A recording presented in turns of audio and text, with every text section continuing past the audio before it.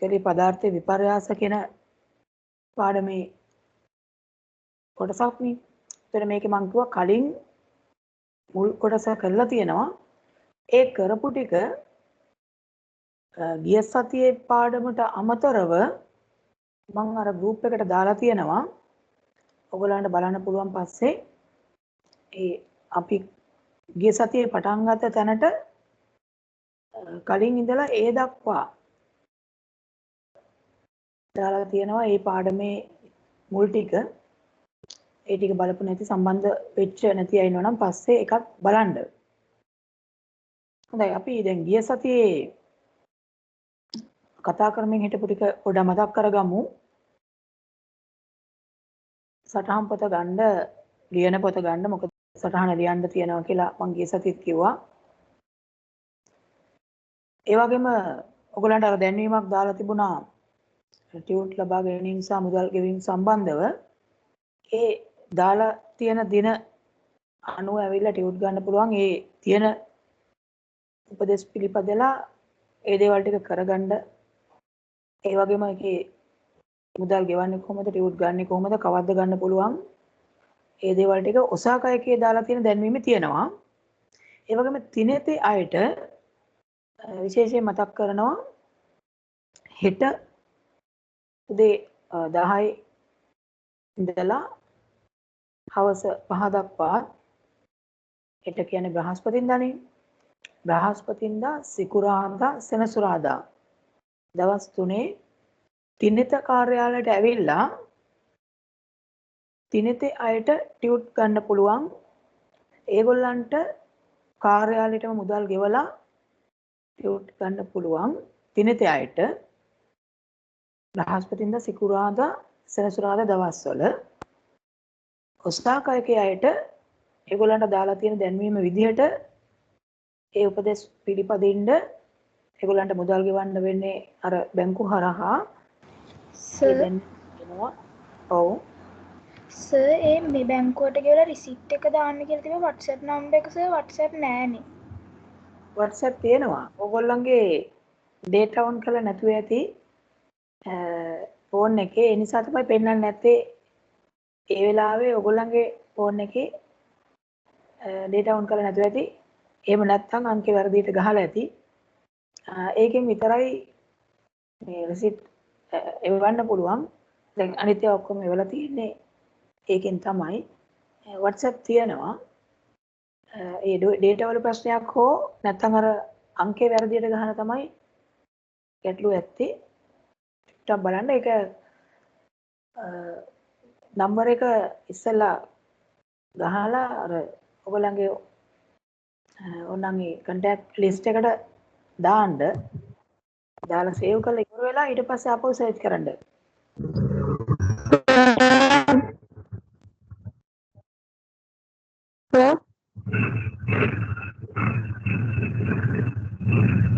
අපිට වහිනවන්න ගුරුවමත් එක්ක. ඔව් දැන් මම මුලින් කිව්වා මොකද කරන්න ඕනේ කියලා.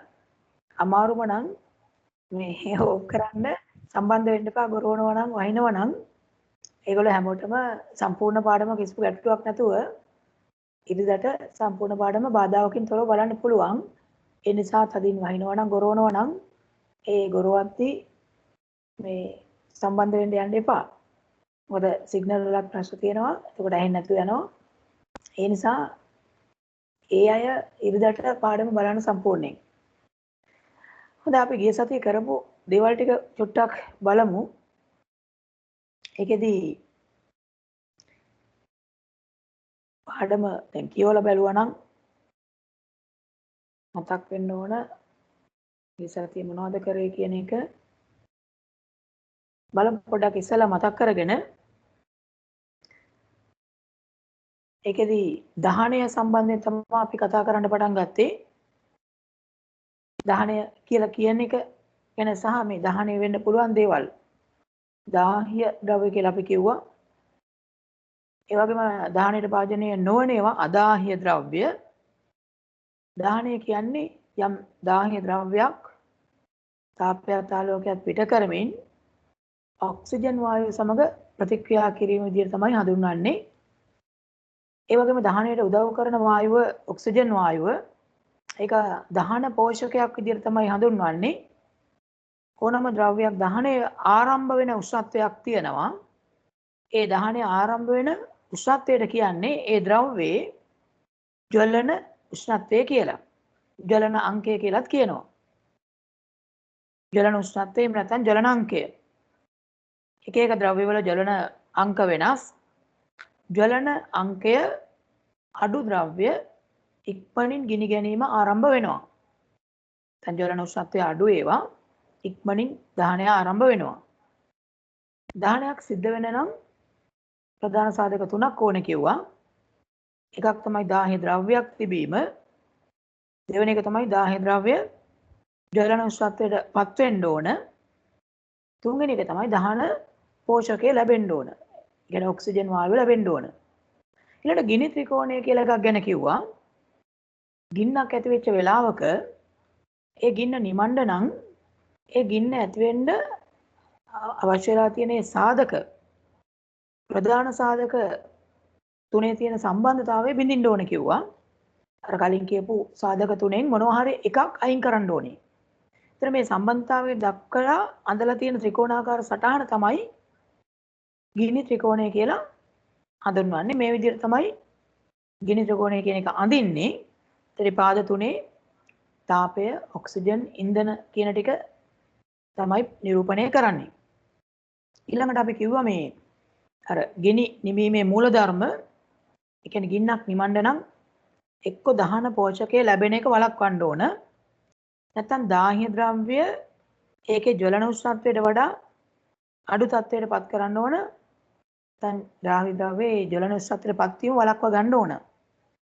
එහෙම නැත්නම් දාහ්‍ය ද්‍රව්‍ය කියන්නේ ගිනි ඇවිලෙන ද්‍රව්‍ය එතනින් ඉවත් කරන්න. ඉතින් අපි එක එක ක්‍රමවලට ගිනි නිමනවා. සමහර දාහ්‍ය ද්‍රව්‍ය මතට ජලය දාලා ගිනි නිමවන්න පුළුවන්. සමහර ලාවට තෙත ගෝණියක් වගේ එකකින් දාහ්‍ය ද්‍රව්‍ය වහන්න පුළුවන්. හැබැයි අපි කිව්වා ඇඳුමකට ගිනි අවුලුනොත් එහෙම දුවගෙන යන්න හොඳ නැහැ කියලා. මොකද එතකොට ඊටාම හොඳින් ඔක්සිජන් වායුවත් එක්ක ගැටීම සම්බන්ධ වීම නිසා ගින්න තවත් ඇවිලෙන්න පුළුවන්.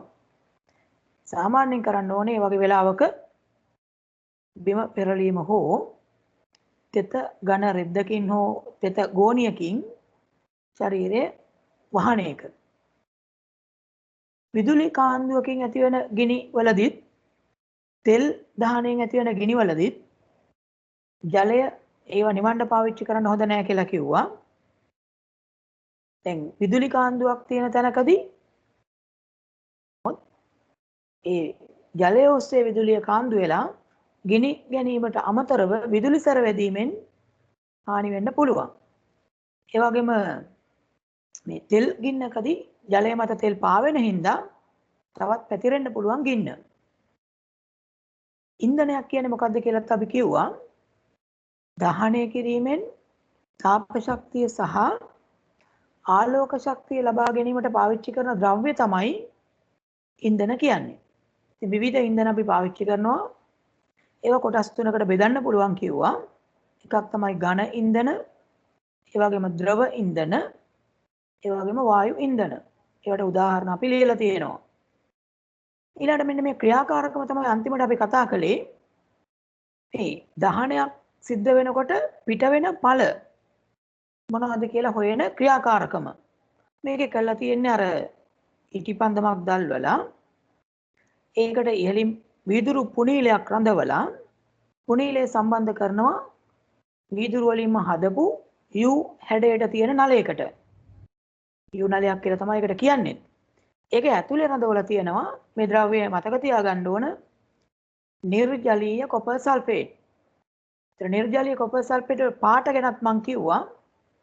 ඒක සුදු පාටයි කිව්වා. ඒ වගේම මේක සම්බන්ධ කරනවා අවර්ණ හුණු දියර තියෙන බෝතලයකට. දැන් ටික වෙලාවක් මේ ඇටෝම සකස් කරලා ඉටිපන්දම දැල්වලා තියෙනකොට වෙන්නේ අර සුදු පාට නිර්ජලීය කොපර් සල්ෆේට් නිල් පාට වෙන්න පටන් ගන්නවා. ඒ වගේම අවර්ණ හුණු දියර කිරි පාට වෙනවා.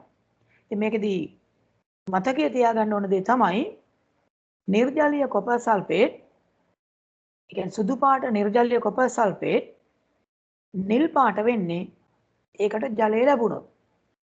ඒ වගේම අවර්ණ හුණු දියර කිරි පාට වෙන්නේ සුදු පාට වෙන්නේ ඒකට කාබන් ඩයොක්සයිඩ් වායුව ලැබුණොත්. ටික වෙලාවක් යනකොට මේ නිරීක්ෂණ දෙක ලැබෙනවා කියන්නේ දහනයේදී මෙන්න මේ ඵල දෙක පිට වෙලා තියෙනවා. ඒක තමයි අපි අන්තිමට ලිව්වේ නිගමනයේ විදිහට. කියන දහනයේදී කාබන් ඩයොක්සයිඩ් වායුවත් ජලයත් නැත්නම් ජල වාෂ්පත් පිට වෙනවා. හරි. ඒ දක්වා තමයි අපි ලියලා තියෙන්නේ. දැන් දහනයක් සිද්ධ වෙනකොට අපි මේ දහනයත් වර්ග දෙකකට බෙදලා කතා කරන්න පුළුවන්. එකකට කියන මේ ඉන්ධනයක් පූර්ණ දහනය සිදුවීම කියලා. මොකක්ද මේ ඉන්ධනවල පූර්ණ දහනය කියන්නේ? කියන්නේ යම්කිසි ඉන්ධනයක් ඒකට ප්‍රමාණවත් තරම් ඔක්සිජන් වායුව ලැබෙද්දී සිද්ධ කරන දහනය තමයි පූර්ණ දහනය කියන්නේ. වෙන විදිහකට කිව්වොත් හොඳින් ඔක්සිජන් ලැබිලා ඉන්ධනය සම්පූර්ණයෙන් දහනය වෙනවා. ඒකේ කොටස් ඉතුරු වෙන්නේ නැහැ. ඒතකොට හැබැයි මේක වෙන්නේ ඊටාම හොඳින් දහන පෝෂකයක් විදිහට ක්‍රියා කරන ඔක්සිජන් වායුව ඉන්ධන එක්ක ගැටුණොත්.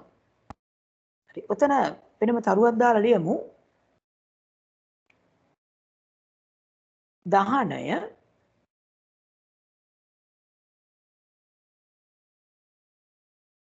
ප්‍රධාන ආකාර දෙකකට තරුවක් දාලා ලියාගෙන යන්න. දහනය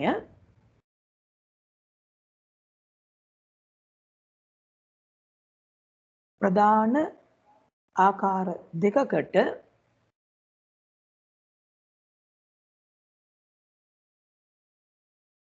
වර්ග කළ හැකි වේ. දහනය ප්‍රධාන ආකාර දෙකකට වර්ග කළ හැකි වේ. රෝම ඉලක්කම් වලින් පල්ලෙහා රූලේ 1 කියලා දාන්න. පූර්ණ දහනය. පූර්ණ දහනය. එක පළවෙනි එක. පූර්ණ දහනය.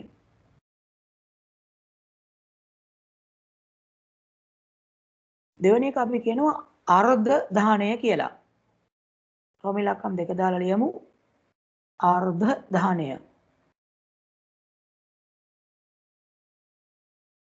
ඊට පස්සේ මේ පූර්ණ දහනය සහ අර්ධ දහනය විස්තර කරලා ලියා ගමු. 1 2 දාලා පූර්ණ දහනය අර්ධ දහනය කියලා ලිව්වට පස්සේ අලුත් රූලකින් වෙන පාටකින් ලියමු. වෙන පාටකින් ලියන්න අලුත් රූලක ඉන්ධනවල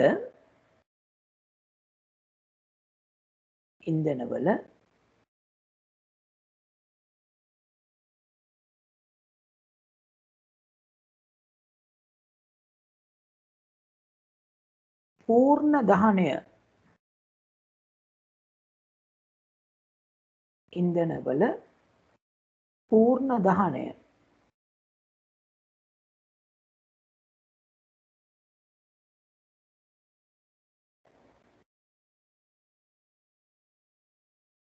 ඒක යටතේ ලියන්න. ඒකත් ඒ පාටින්ම ලියන්න. කිසියම් ඉන්ධනයක්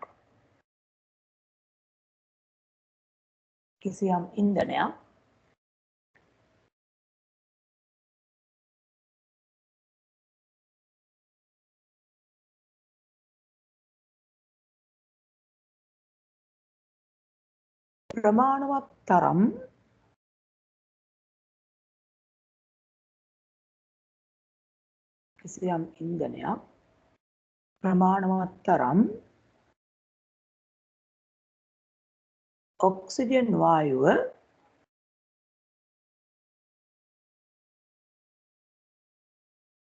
සැපයන විට ප්‍රමාණවත් තරම් ඔක්සිජන් වායුව සැපයන විට සිදු කරන දහනය පූර්ණ දහනයයි.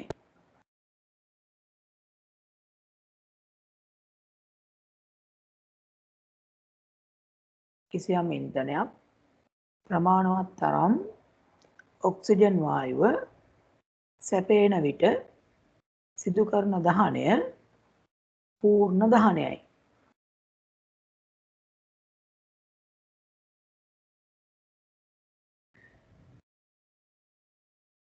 ඊට පස්සේ වෙනම පාඩකෙන් ලියමු අර්ධ දහනය. අර්ධ දහනය.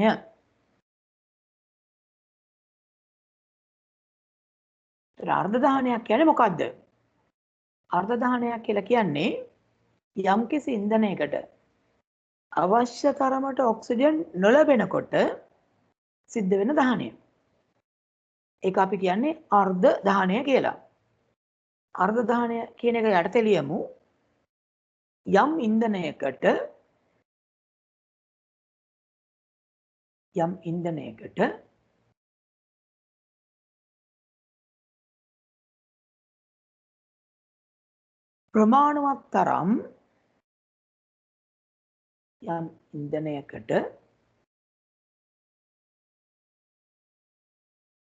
ප්‍රමාණවත් තරම් ඔක්සිජන් නොලැබෙන විට සිදුවන දහනය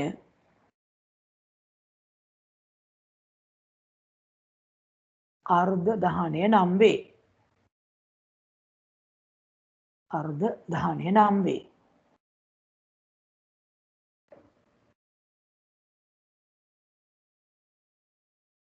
පූර්ණ දහනය කියන්නේ ප්‍රමාණවත් තරම් ඔක්සිජන් ලැබෙනකොට සිද්ධ වෙන දහනය. අර්ධ දහනය කියන්නේ ඉන්ධනයට ප්‍රමාණවත් තරම් ඔක්සිජන් නොලැබෙනකොට සිද්ධ වෙන දහනය. හොඳයි. දැන් මේ දහනයන් සිද්ධ වෙන අවස්ථා බැලුවොත් ඔය කියන වර්ග දෙක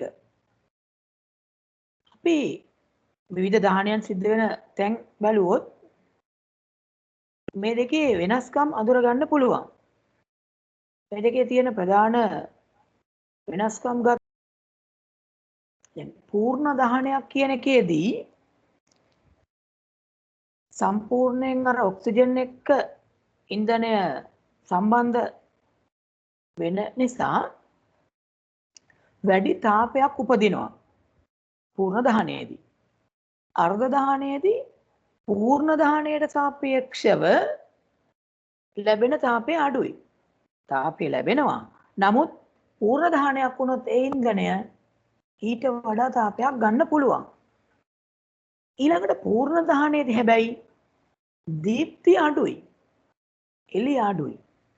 අර්ධ දහනයේදී තමයි දීප්තිය වැඩි. ගොඩක් වෙලාවට කහ පාට එළියක් තමයි එන්නේ අර්ධ දහනයකදී. දැන් දර ලිපක් ඇවිලෙනකොට ගිනි ගොඩක් ගැහුවාම ඉටිපන්දමක් පත්තු කරාම අර්ධ දහනයක් වෙන්නේ. ඔයගොල්ලන්ගේ ගෑස් ලිපේ බැලුවොත් නිල් පාට දැල්ලක් එන්නේ.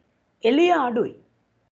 ඒ නිල් පාට දැල්ලක් එන්නේ පූර්ණ දහනයක් වෙනකොට. ඊළඟට දැලි බැඳීම් සාමාන්‍ය මේ ගෑස් ලිපේ හොඳ අලුත් ගෑස් ලිපක භාජනවල දැලි බැඳීම බොහෝ විට සිද්ධ වෙන්නේ නැහැ. හැබැයි පරණ වෙනකොට දැලි බැඳෙන්න පුළුවන්. ඒ වගේම දැල්ලක් අර නිල් පාට නෙමෙයි කහ පාට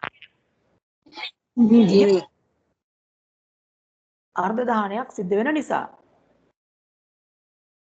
දැන් පූර්ණ දහනය සහ මේ අර්ධ දහනයේ වෙනස්කම් මතක තියාගන්න වෙනවා. පූර්ණ දහනය කියන්නේ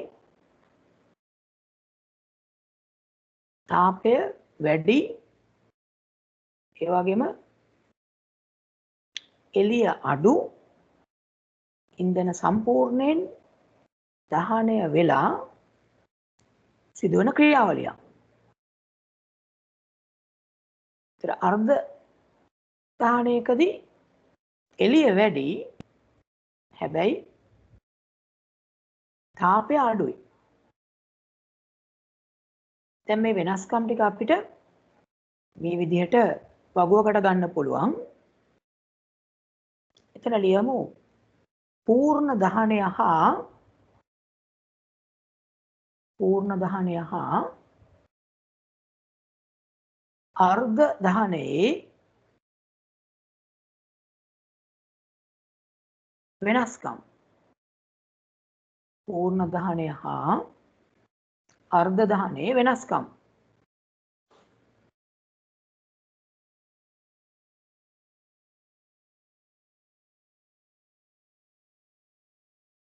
පූර්ණ දහනය සහ අර්ධ දහනයේ වෙනස්කම්.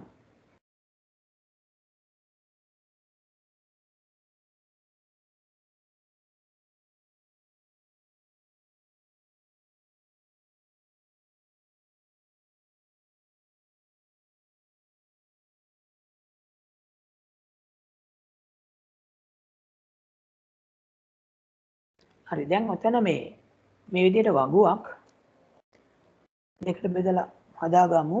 දෙපැත්ත බෙදලා උඩින් වම් පැත්තේ පූර්ණ දහනය දකුණු පැත්තේ අර්ධ දහනය කියලා ලියන්න පුළුවන්. ඒ විදිහට කොටස් දෙක බෙදන්නකෝ තියෙන ආකාරයට.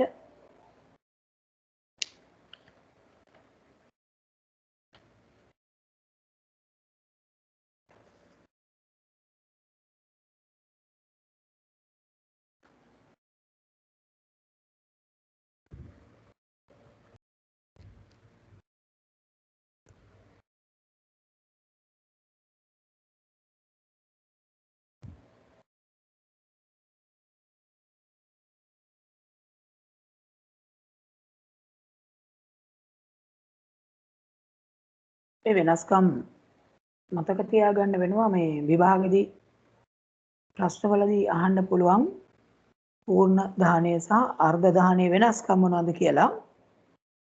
එතකොට මතකෙන් ලියන්න පුළුවන් වෙන්න ඕන.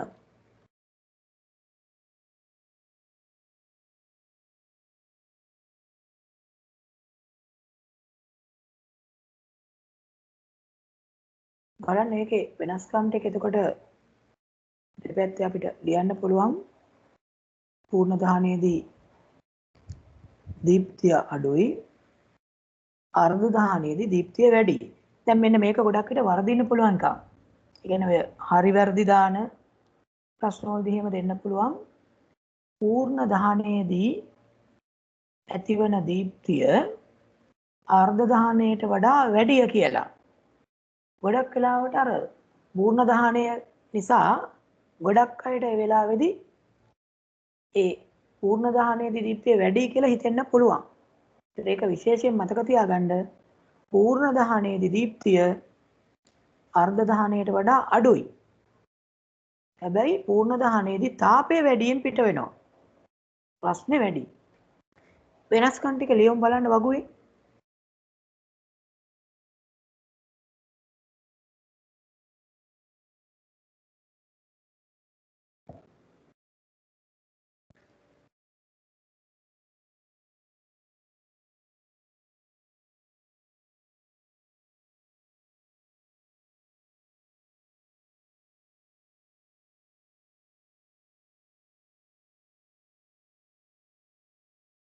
පූර්ණ දහනය පැත්තේ පළවෙනි එක දීප්තිය අඩුය. ඒකට අනුරූපව අර්ධ දහනය පැත්තේ දීප්තිය වැඩිය.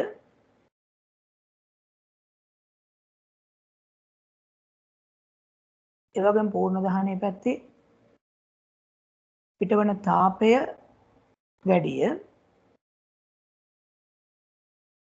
අර්ධ දහනය පැත්තේ පිටවන තාපය අඩුය කියලා ලියන්න පුළුවන්.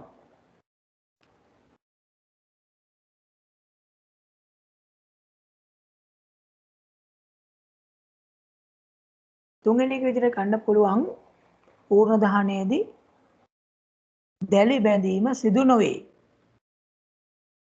ආහාර විසීම වගේ අවස්ථාවකදී වාදනයේ දැලි බැඳෙන්නේ නැහැ. පූර්ණ දහනයකදී දැලි බැඳීම සිදු නොවේ. අර්ධ දහනයකදී දැලි බැඳීම සිදු වේ. දැලි බැඳීම සිදු වේ. ඒ වගේම පූර්ණ දහණය පැත්තට යන්න පුළුවන්. දැල්ල නිල් පාටය.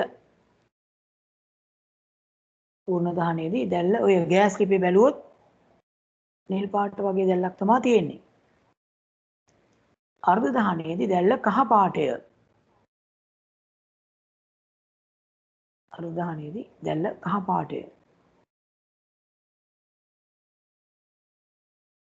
දැන් මේ පූර්ණ දහණය සිද්ධ වෙන තැන් දෙක ලියලා තියෙන එක මාරු වෙලා තියෙන්නේ. බලන්න හොඳින්. පූර්ණ දහණය සිද්ධ වෙන්නේ මොන වෑදිද? ගෑස් ලිපේ සහ බන්සන් 1000 කියන්නේ අර විද්‍යාගාරයේ තියෙන්නේ. ඒ නිසා ඒක හරියට ලියමු ලියද්දී ඔයගොල්ලෝ මේ දෙක මාරු කරලා ලියන්න වෙන්නේ. ඉටිපන්දම සහ දරලිප මේ පැත්තට යනවා. පූර්ණ දහණය ගෑස් ලිප සහ බන්සන් 1000 මේ විදිහටයි උදාහරණ ලියන්න වෙන්නේ. පූර්ණ දහණය ගෑස් ලිප ඒ වගේම බන්සන් 1000 බන්සන් 1000 කියන්නේ අර විද්‍යාගාරයේ පරීක්ෂණවලදී යම් යම් දේවල් රත් කරන්න ගන්න උපකරණය. අපි ඉදිරියේදී ඒ ගැන කතා කරනවා. හරි. මේවා එතකොට පූර්ණ දහණය සහ අර්ධ දහණය සිද්ධ වෙන උපකරණ තැන්. හරි. මේ වෙනස්කම් එතකොට මතක තියාගන්න ඕන.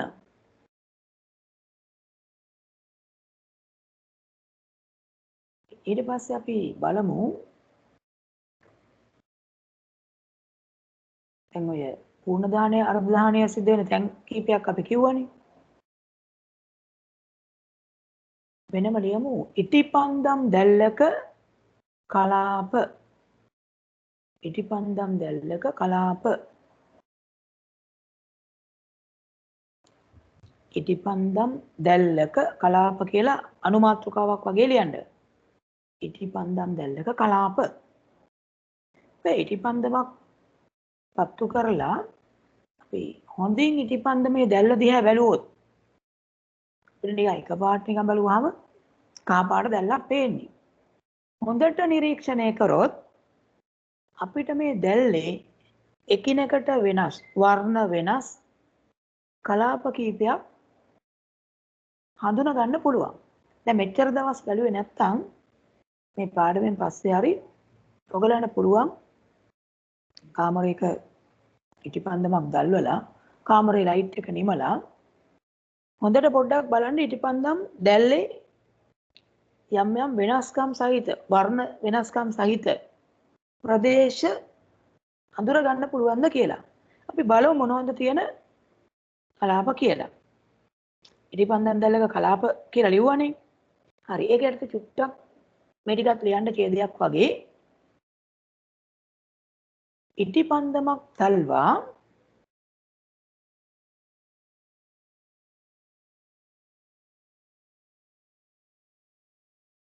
ඉටිපන්දම් දැල්ලක කලාප කියලා ලියපුවක යටතේ ලියන්න ඉටිපන්දමක් දල්වා එහි දැල්ල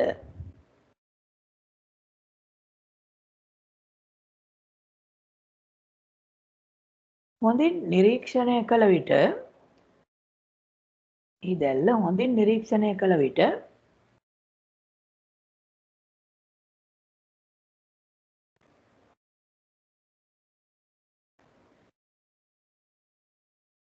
ප්‍රදේශ කිහිපයක් වෙන් කර හඳුනාගත හැකිය. වෙන් කර හඳුනාගත හැකිය.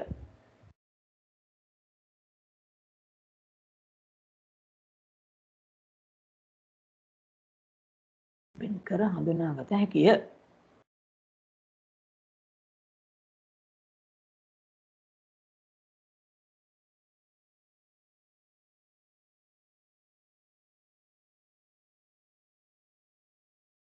හරි බලමු අපි මොනවද මේ වෙන් කරලා අඳුර ගන්න පුළුවන් ප්‍රදේශ කියලා. ඉටිපන්දම් දැල්ල වටේ බැලුවොත් නිකන් අර සෙලවෙනවා වගේ ප්‍රදේශයක් දකින්න පුළුවන්. ඉටිපන්දම් දැල්ලේ විශාල ප්‍රදේශයක් කහ පාටට පේනවා. මැද හරිය ටිකක් අඳුරක් පේනවා. ඒ වගේම ඉටිපන්දම් දැල්ලේ මේ යට කොටසේ නිල් පාට ස්වභාවයක් තියෙනවා. එතකොට මේ ඉටිපන්දම් දැල්ලක ප්‍රධාන ප්‍රදේශ කීපයක් අඳුර ගන්න පුළුවන්. බාහිරින්ම තියෙනවා යන්තමින් පෙනෙන කලාපයක්. ඒ හරිය අවර්ණ ස්වභාවයක් තියෙන්නේ. ඔය බලාගෙන ඉන්නකොට දැල්ලේ වටේ නිකන් හෙලවෙනවා වගේ ස්වභාවයක් දකින්න පුළුවන්. අපි කියනවා ඒකට මේ අපැහැදිලි කලාපේ නැත්නම් අදෘශ්‍ය කලාපය කියලා. අපැහැදිලි කලාපේ නැත්නම් අදෘශ්‍ය කලාපය. හරියටම පේන්නේ නැහැ. යන්තමින් පේන කලාපයක්. ඊළඟට තියෙනවා අර හොඳින් ආලෝකමත් කලාපයක්. ඒකට කියනවා දීප්ත කලාපය කියලා. ඒ වගේම මේ දීප්ත කලාපයේ මැද අර තිරයත් එක්ක තියෙනවා අඳුරු ප්‍රදේශයක්. අඳුරු කලාපය කියලා කියනවා. අදීප්ත කලාපය කියලාත් කියනවා. ඒ වගේම තියෙනවා දැල්ල යටට වෙන්න බාහිර නිල් පාට පොඩි කලාපයක්. මේ කලාප ටික තමයි ඉටිපන්දම් දැල්ලක කලාප. හරි එතන මේ ඉටිපන්දම් දැල්ලක කලාප ටික රූප සටහනක ලකුණු කරමු. මේ රූපය එතන ඇදලා කොටස් ටික නම් කරගමු.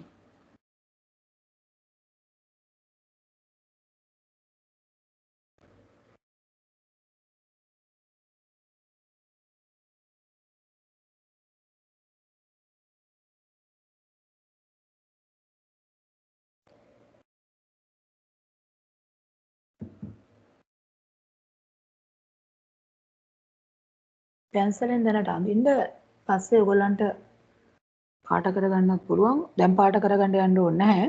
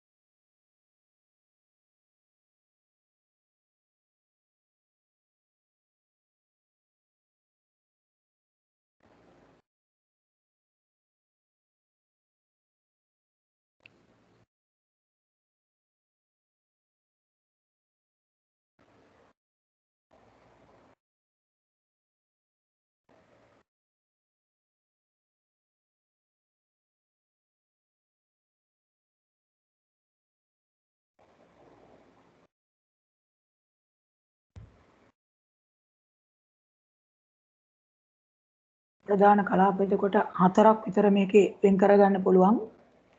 දැල්ලේ පිටතින්ම තියෙනවා අපැහැදිලි නැත්නම් අදෘශ්‍ය කලාපයක්. විශාල ප්‍රදේශයක තියෙන්නේ දීප්ත කලාපය. කහ පාට වර්ණයක් තියෙන. ඒකේ තිරයත් එක්ක මැද ප්‍රදේශයක් තියෙනවා ටිකක් අඳුරුයි. අඳුරු කලාපය නැත්නම් අදීප්ත කලාපය කියනවා. දැල්ලේ යටම හරියේ පිටතට වෙන්න තියෙනවා නිල් පාට ස්වභාවයක්. නිල් පැහැති බාහිර කලාපය කියලා කියන්නේ.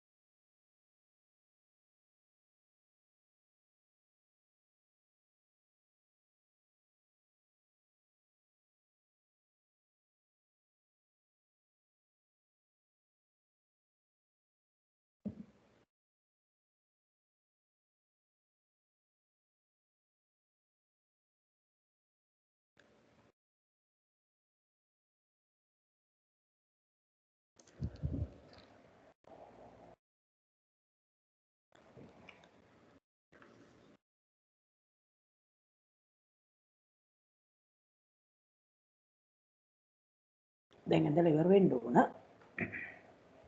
ත්‍රිටිපන්දම් දැල්ලේ මේ කලාප වෙන් කරගත්තාම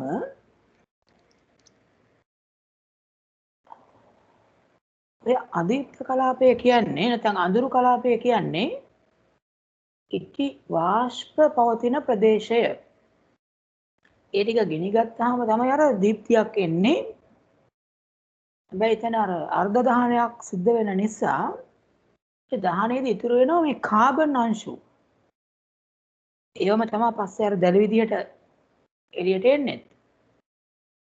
ඒවා රතු පාට වීමෙන් තමයි දීප්තිමත් ස්වභාවය එන්නේ.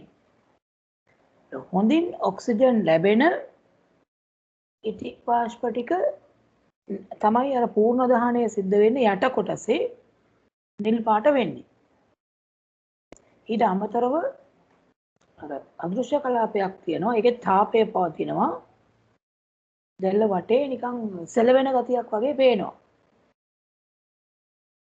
මේ තියෙන එතකොට ඉටිපන්දම් දැල්ලේ ප්‍රධාන කලාප. ඕකේ යටින් ඊට පස්සේ ලියමු ඉටිපන්දම් දැල්ලක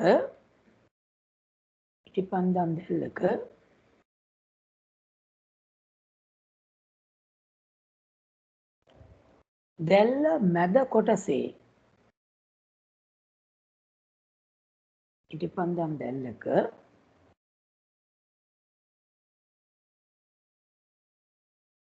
දැල්ල මැද කොටසේ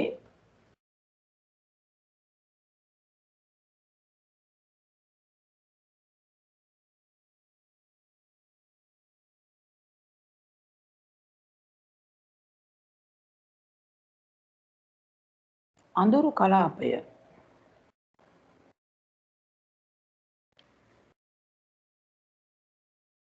ඇතිවන්නේ අඳුරු කලාපය ඇතිවන්නේ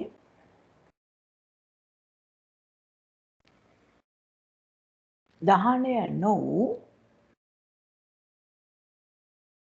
ඉටි වාෂ්ප නිසාය. දහනය නොවූ ඉටි වාෂ්ප නිසාය.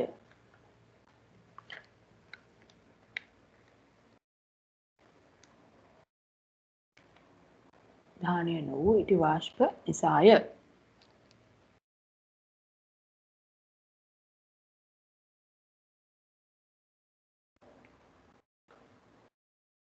දීප්ත කලාපයේ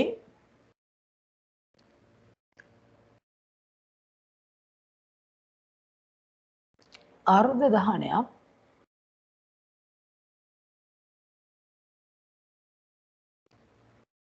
දීප්ත කලාපයේ අර්ධ දහනයක්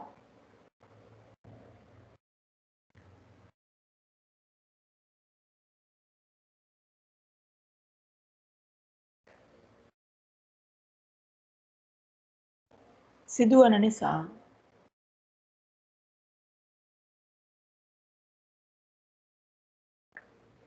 අර්ධ දහනයක් සිදුවන නිසා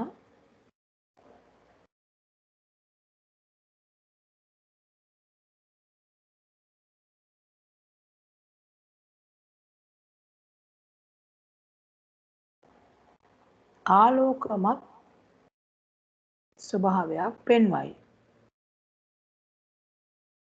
ආලෝකමත් ස්වභාවයක් පෙන්වයි.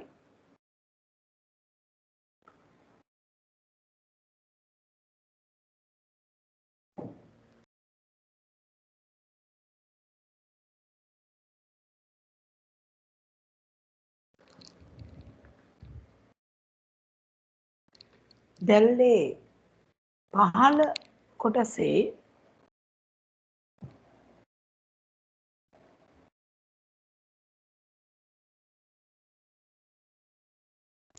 දැල්ලේ පහළ කොටසේ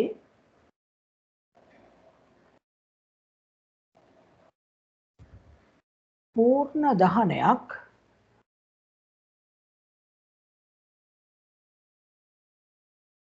සිදුවන නිසා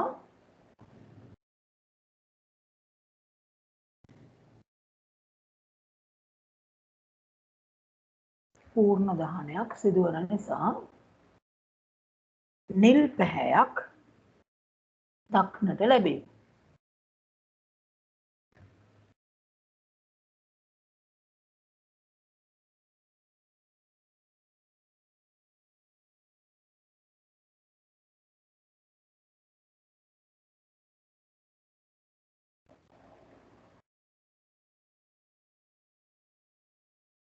අර අඳුරු කලාපයේ තියෙන දහණය නොවිච්ච ඉටි වාෂ්ප ඒවා ගිනි ඇවිල්ලා යන්නේ නැහැ. ඊට පිටතින් කොටසේ ඒ ඉටි වාෂ්ප ගිනි අරගෙන තමයි දීප්ත කලාපය ඇති වෙලා තියෙන්නේ. පහළම කොටසේ හොඳින් ඔක්සිජන් ලැබිලා පූර්ණ දහනයක් වෙන නිසා නිල් පාට වෙලා තියෙනවා. ඔය තියෙන්නේ ඉටි පන්දමක ප්‍රධාන කලාප. ඒ වගේ මතක තියාගන්න ඔය ඉටි පන්දමක ඉටි පන්දමේ ඉටි කියලා කියන්නේ ඝන තත්ත්වයේ පවතින ඉටි. ඊළඟට අපි දන්නවා ඉටි පන්දම පත් වෙනකොට ඒකේ අර ඉටි කිරි වැක්කිරෙනවා. දැල්ලට පහළ තිරය දිගේ උඩට ඇදිලා යන්නේ ද්‍රව වෙච්ච ඉටි. ඒ වගේම මේ වගේ කොටසක් ඉටි පන්දම දිගේ පල්ලෙහාට වැක්කිරෙනවා. එතන තියෙන ද්‍රව ඉටි. ඊළඟට දැල්ල ඇවිලෙනකොට අර මැද තියෙනවා කියලා කිව්වේ තිරය දිගේ උඩට ගිහිලා වාෂ්ප වෙන ඉටි වාෂ්ප. ඒව තමයි ඊට පස්සේ ගිනි ගන්නේ. එතකොට අර දීප්තිමත් බව ඇති වෙනවා. සම්මෙතන අර අවස්ථා විපර්යාසයකුත් තියෙනවා. ඉටිවල ඝන ඉටි ද්‍රව ඉටි වෙනවා. ඒ ද්‍රව ඉටි වාෂ්ප ඉටි බවට පත් වෙනවා. වාෂ්ප ඉටි තමයි ඊට පස්සේ ගිනි ගන්නේ. ගැලන සත්‍යයටපත් වුණාම ගිනි ගැනීම වෙනවා. අපි දැන් කිව්වේ මේක අර්ධ දහනයක් සිද්ධ වෙන අවස්ථාවක් විදිහට අර කලින් උදාහරණයේදී එතන මතක ඇති පූර්ණ දහනයට උදාහරණයක් විදිහට ලිව්වා බන්සන් 1000කය. ඒ බන්සන් 1000කය පාවිච්චි වෙන්නේ විද්‍යාගාරයේදී විවිධ දේවල් අපිට රත් කරන්න ඕන වුණාම බන්සන් 1000කය පාවිච්චිට ගන්නවා. එතකොට ඒක ගැනත් අපි පොඩ්ඩක් බලමු. ඊළඟට අර අතන මේ කලාප ගැන කියනකොට එක කලාපයක් මම හිතන්නේ අපි ලිව්වේ නැහැ. අදෘශ්‍ය කලාපය කියන එක. ඒතර අදෘශ්‍ය කලාපය තමයි අර බාහිරින්ම තියෙන්නේ. ඒ කියන්නේ දීප්ත කලාපයටත් පිටතින්. ඒක හරියට එච්චර පේන්නේත් නැහැ. නිකන් පොඩි කැළඹීමක් වාතයේ තියෙනා වගේ තමයි බැලුවම පේන්නේ. ඒ කියන්නේ ආලෝකයක් අපිට පේන්නේ නැහැ. හැබැයි මතක තියාගන්න ඉහළම උෂ්ණත්වයේ තියෙන්නේ ඒ අදෘශ්‍ය කලාපයේ.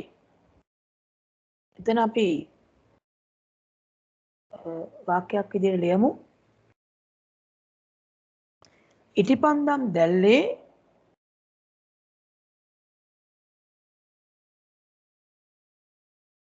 අපට පැහැදිලිව නොපෙනෙන ඉටිපන්දම් දැල්ලේ අපට පැහැදිලිව නොපෙනෙන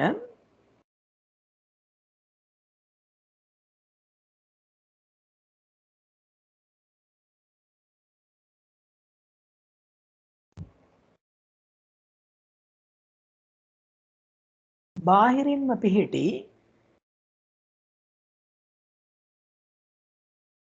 කලාපය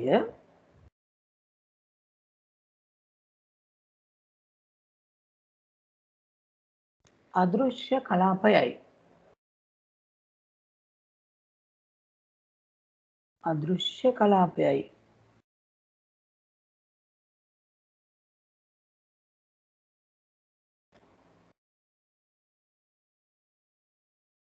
වෙනම පාඩකින් ඉතුරු ටික ලියමු.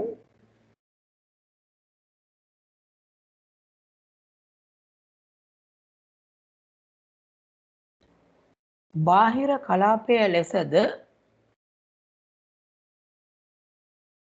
බාහිර කලාපය ලෙසද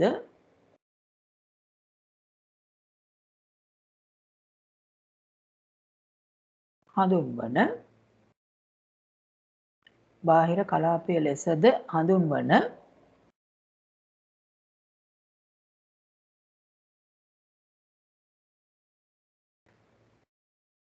අදෘශ්‍ය කලාපය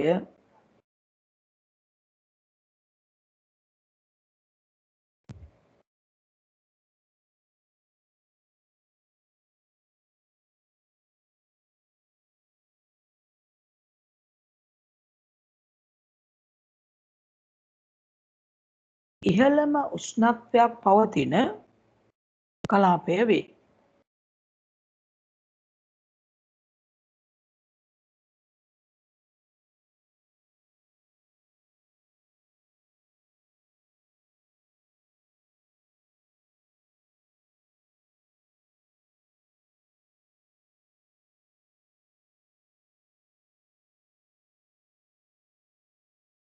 ඉහළම උෂ්ණත්වයක් පවතින කලාපය වේ.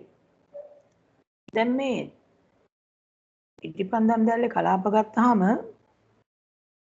මේ උෂ්ණත්වය වැඩි වෙන අනුපිළිවෙලට මේ කලාප ටික ලිව්වොත් එහෙම අඩුම උෂ්ණත්වය තියෙන්නේ කොහේ කියලාද හිතන්නේ? අඩුම උෂ්ණත්වය තියෙන්නේ අර අදීප්ත කලාපයේ අඳුරු කලාපයේ. ඊට වඩා උෂ්ණත්වය වැඩි දීප්ත කලාපයේ. දීප්ත කලාපයට වඩා උෂ්ණත්වය වැඩි වෙනවා අර නිල් පැහැති කොටසේ. එතකොට මේ බාහිර කොටසේ දීප්තිය අඩු නමුත් උෂ්ණත්වය වැඩි. ඊට පස්සේ අපි බලමු බන්සන් දාහකය කියන එක. බන්සන් දාහකය විද්‍යාගාරයේ විවිධ දේවල් රත් කරන්න ඕන වුණාම ගන්න දාහකය තමයි බන්සන් දාහකය කියලා කියන්නේ. ඒතර මේක ගෑස් වලින් තමයි ක්‍රියා කරන්නේ. ඒ සාමාන්‍ය ගෑස් ලිපකට ගෑස් ලබා දෙන ගෑස් ටැංකියකින් ගෑස් ලබා දෙනවා මේ ඒ වායු නලය කියලා තියෙන්නේ. ඒ වායුව නැත්නම් මේ ගෑස් ලබා දෙන නලය වෙනම ලියමු අපි බන්සන් දාහකය කියලා. බන්සන් දාහකය බන්සන් දාහකයේ දැල්ල එහෙම ලියමු. බන්සන් දාහකයේ දැල්ල.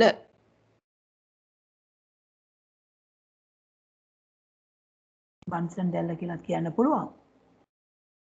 බන්සන් දාහකයේ දැල්ල. ඒක යටතේ ටිකක් ලියලා ඉමු රූපය අඳින්න කලින්. විද්‍යාගාරයේ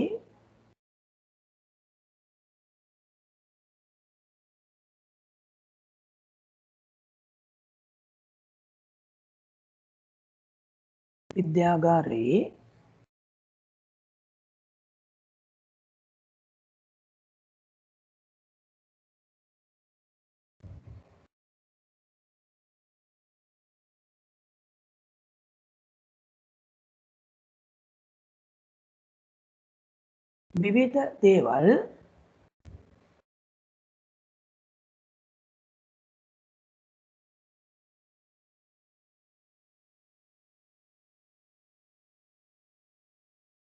කප් කිරීමට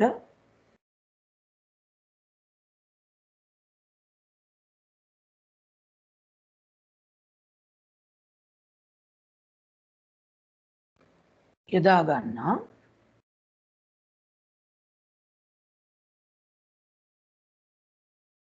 විද්‍යාගාරයේදී විවිධ දේවල් රත් කිරීමට යොදා ගන්නා උපකරණයකි බන්සන් දාහකය.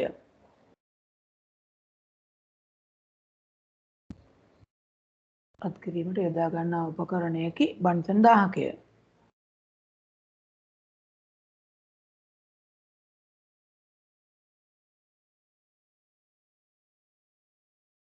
එතකොට මේ බන්සන් 1000කේ සිද්ධ වෙන්නේ පූර්ණ දහනයක්. නිල් පාට ස්වභාවයක් තමයි අපිට දකින්න පුළුවන්. ඒක වෙනම ඡේදයකින් ලියමු. බන්සන් දැල්ලක පූර්ණ දහනය සිදු වෙයි. බන්සන් දැල්ලක පූර්ණ දහනය සිදු වෙයි.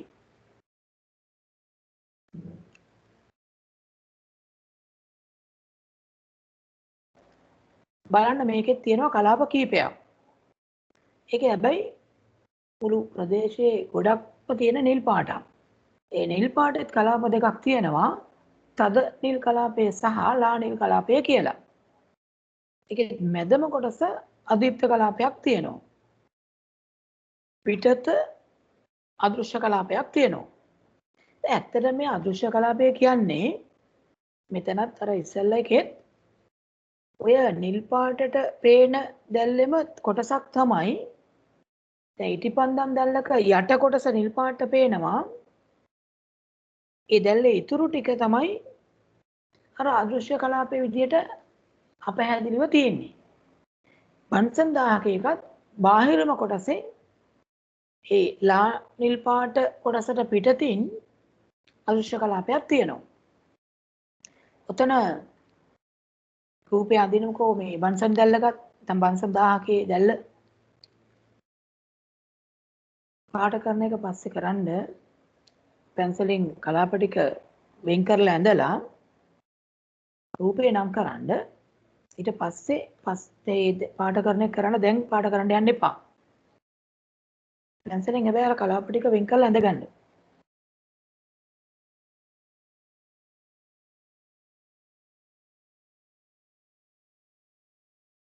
ඔක අඳින අතරේ මම මේ කියන ටිකත් අහගන්න. අඳින අතරේ අහගන්න. දැන් මේ සමහර අය මම දැන් පහුගිය දවස්වල කියන්නේ කලින් සතියේත් ඊට ඉස්සෙල්ල සතියේත් පොඩ්ඩක් හොයලා බැලුවා. සමහර අය මේ පාඩම කරන අතරතුර අර මේකේ අර chat box එකක් තියෙනවා. ඒකට ගිහිල්ලා සමහරව එක එක ඒවා ටයිප් කරන්න උත්සාහ කරලා තියෙනවා. ටයිප් කරලා තියෙනවා. දැන් මේ පාඩම කරන්න එන්නේ පාඩම ඕගොල්ලන්ට විෂය කරුණු දෙන කාරණයක් විදිහටනේ අපි ඉගෙන ගන්නේ. එතකොට මේකට ඇවිල්ලා වෙන වැඩ කරන්න යන්න එපා. මේ අවස්ථාව බොහොම අමාරුවෙන් ඕගොල්ලන්ට යම්කිසි සිද්ධ වෙන පාඩුව අවම කරන්න ගන්න උත්සාහයක් විදිහට තමයි මේ ඔන්ලයින් ක්ලාස් කරන්නේ. මමත් අනිත් ගුරුවරුත් හැමෝම. එතකොට කාලය වියදම් කරගෙන data වියදම් කරගෙන ඕගොල්ලොත් මාත් මේ වැඩේට එන්නේ ඒ විෂය කාරණා ටික හරියට අවබෝධ කරගන්න. ඒ වෙලාවේ වෙනත් විනෝදයට වැඩ කරන්න ගියොත් ඔයගොල්ලෝ අමාරු වැටෙන්නේ. මම නෙමෙයි. දැන් මේ අවුරුද්දේ මාස 11ක් මේ ඉවර වෙමින් යන්නේ. තව මාසෙකින් මේ අවුරුද්ද ඉවරයි. එතන නිකන් කල්පනා කරලා බලන්න ඔයගොල්ලෝ 8 පන්තියේ ඉස්කෝලේ දවස් කීයද හිටියේ? 8 පන්තියේ ඉවර වෙනවා තව මාසයක් ගියාට පස්සේ. ඉතින් ඒ නිසා මේ අපිට කාලය නාස්ති කරන්න කොහෙත්ම අවස්ථාවක් නැහැ. නොකළ යුතුම දෙයක්. ඉතින් වැඩිපුරම කාලය ප්‍රමාණයක් ඕගොල්ලෝ දැන් විශේෂයෙන් බාහිරව ඉඳලා තියෙනවා. පන්ති කාමරයෙන් බාහිරව, පන්ති වලින් ඉස්කෝලෙන් බාහිරව. ඉතින් ඒ හින්දා මේ පන්ති කාමරයට අදාළ දේවල් කරන්න ආපු වෙලාවෙත් වෙන විෂයට බාහිර දේවල් කරනවා නම් ඒගොල්ලන්ගේ අනාගත අධ්‍යාපනය සම්බන්ධයෙන් කතා කරන්න දෙයක් නැතුව යයි. මේ වෙලාවේ පුළුවන් තරම් මහන්සි වෙලා තමන්ගේ වැඩ කටයුතු ටික කරගන්න. මොකද මේ කොරෝනා කියන රෝග තත්ත්වයෙන් හානි නොවුනට ඒ කොරෝනා වල බලපෑමෙන් ජීවිතයට හානි වෙන්න පුළුවන් සෑහෙන්න අවුරුදු ගාණක් මේ වෙන පාඩුව නිසා. ඒක මේ රෝගය ඇතිවීම නෙමෙයි. ජීවිතයකට ගහගන්න සෑහෙන්න කරදර වෙන්න දුක් විඳින්න සිද්ධ වෙනවා මේ අතපසු වෙන කාලය සහ විෂය කාරණු නිසා. ඒ හින්දා මේ පුළුවන් වෙලාවේදී ඒ උපරිම ප්‍රයෝජන අරගෙන ඒ විෂය කාරණා ටික ඔලුවට දාගන්න. ඒ නිසා මෙතන මේකට ඇවිල්ලා ඉවෙලා වෙන වින්ඩෝස් විවෘත කරගෙන අන්තර්ජාලයට යන්න වෙන වීඩියෝ බලන්න උත්සාහ කරපු අය ඉන්නවා. දැන් මම හොයාගෙන තියෙනවා. ඒ වගේම මේකෙත් chat කරන්න උත්සාහ කරපු අය ඉන්නවා. සිද්ධ කරපු අයත් ඉන්නවා. මෙතනින් එහාට මේ දේවල් කරන්න එපා. එහෙම කරනවා නම් දැන් මේ උපදේශ තේරෙන්නේ නැත්නම් මේ මන්ද මානසික තත්ත්වයේ ඉන්න අයත් එක්ක මට වැඩ කරන්න බෑ. හොඳම දේ මේ කාලය වැය කරන්නත් ඕනේ මෙච්චර දේවල් කියන්න. මොකද වැඩි ප්‍රමාණයක් 90%ක් ඉන්නේ ඉගෙන ගන්න ඕන ඕමනාව තියන අය. ඒගොල්ලන්ගේ කාලය අරගෙන තමයි මේ ටිකත් මම කියන්නේ. ඒ නිසා එච්චර කාලය වැය කරන්න ඕමනාවක් නැහැ. ලේසිම දේ තමයි එහෙම අය හොයලා එතනින් එහාට අර ඔන්ලයින් ක්ලාස් එකට ජොයින් වෙන එක නවත්තන්න පුළුවන්කම තියෙනවා. ඒක තමයි කරන්න පුළුවන් ලේසිම වැඩේ. ඉතින් ඉදිරියේදී මේ උපදෙස් පිළිපදින්නේ නැත්නම් ඒක තමයි මට කරන්න වෙන්නේ. මොකද මේ දැන් මුණ දීලා තියෙන තත්ත්වෙත් එක්කවත් ඕගොල්ලන්ට තේරුම් කරගන්න අවබෝධ කරගන්න බැයි නම් තමන් කොච්චර තමන්ගේ පැත්තෙන් මහන්සි වෙන්න ඕනද වැඩ කරන්න ඕනද තමන්ගේ උනන්දුව කොච්චර තියෙන්න ඕනද කියලා ඒක තවමත් වැටහෙන්නේ නැත්නම් මොන්ටිසෝරි වගේ පන්තියකට තමයි දාන්න වෙන්නේ. 8 වසරේ තියන්න බෑ. ගැලපෙන්නේ නැහැ. මොකද මේ මොන්ටිසෝරි වැඩ තමයි අර චැට් එකට ඇවිල්ලත් කරලා තියෙන සමහර අය. ඒ නිසා මේ අවසාන තවට මම මේ කියන්නේ ඒ දේවල් කරන්න එපා. මට ඕන නම් එක්ක කියන්න පුළුවන් අංකත් එක්ක කවුද වෙන වෙන වැඩ කරලා තියෙන්නේ කියලා එක්කෙනෙක් විතරක් නෙමෙයි කීප දෙනෙක් ඉන්නවා. හැබැයි හැමෝම නැහැ. ඊටාම සුළු කීප දෙනෙක් ඒ අය කීප වතාවක් ඒක කරලා තියෙනවා. ඒ නිසා එතනින් එහාට මේ වැරද්ද කරන්න යන්න එපා. මේක මගේ ඔන්ලයින් ක්ලාස් එක විතරක් නෙමෙයි. වෙන ගුරුවරයෙක් කරන ඔන්ලයින් ක්ලාස් එකවත් ඒ කාලය අපරාධේ තමන් විනාශ කරගන්න එපා. මොකද හැමෝම තමන්ගේ කාලය මුදල් අර data සියල්ල වියදම් කරලා මොකක් හරි වැඩිපුර දෙයක් ඕගොල්ලෝ වෙනුවෙන් කරන්න උත්සාහ කරන්නේ මේ අවස්ථාවේ හැටියට. ඉතින් ඒක ඕගොල්ලෝ පාවිච්චි කරන්නේ නැත්නම් හරියට ඕගොල්ලෝම තමයි තමන්ගේ වල කපා ගැනීමක් කරන්නේ. හරි දැන් මේකේ මේ කලාප ටික ගත්තාම මේකේ විශාල ප්‍රදේශයක් තියෙන නිල් පාටට ඒ කියන්නේ පූර්ණ දහනයක් තමයි සිද්ධ වෙන්නේ. රූපයට යටින් ලියමු. බන්සන් දැල්ලේ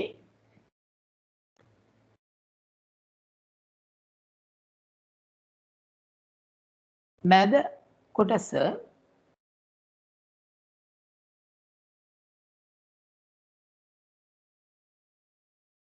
අඳුරු වී තිබෙන්නේ මැද කොටස අඳුරු වී තිබෙන්නේ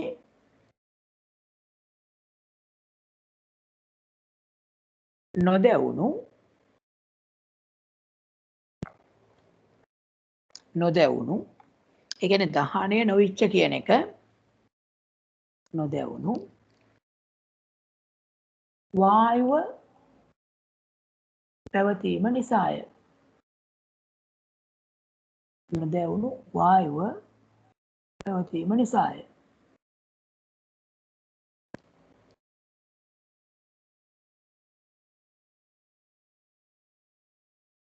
සාමාන්‍යයෙන්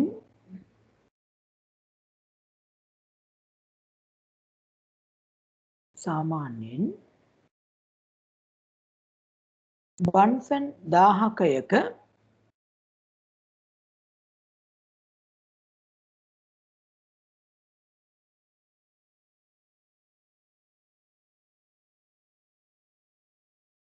ඉන්ධනය ලෙස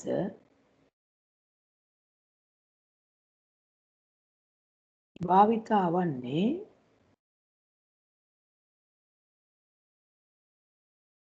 LP ගෑස් හෙවත්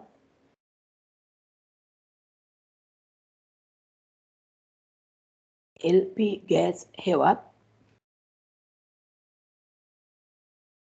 ද්‍රව LP ගෑස් හෙවත් ද්‍රව පෙට්‍රෝලියම් වායුවයි. ද්‍රව පෙට්‍රෝලියම් වායුවයි. ද්‍රව පෙට්‍රෝලියම් වායුවයි.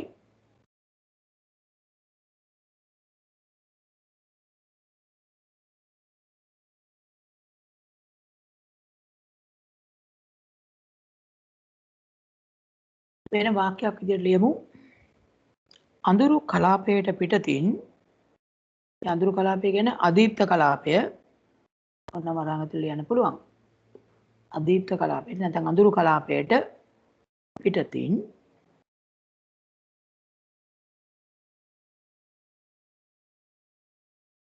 තද නිල් කලාපයත්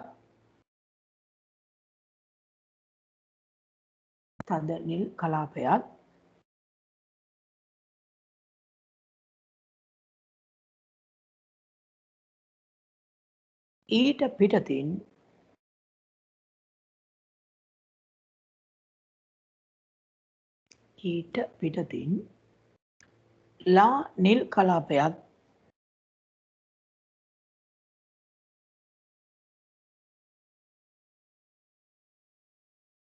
පිහිටා තිබේ.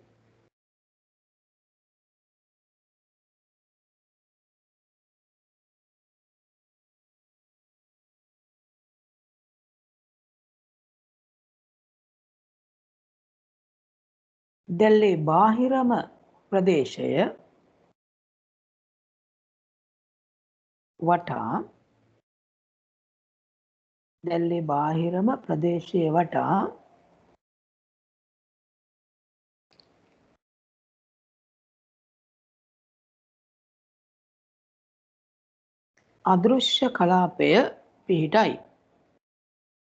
අදෘශ්‍ය කලාපය පිහිටයි.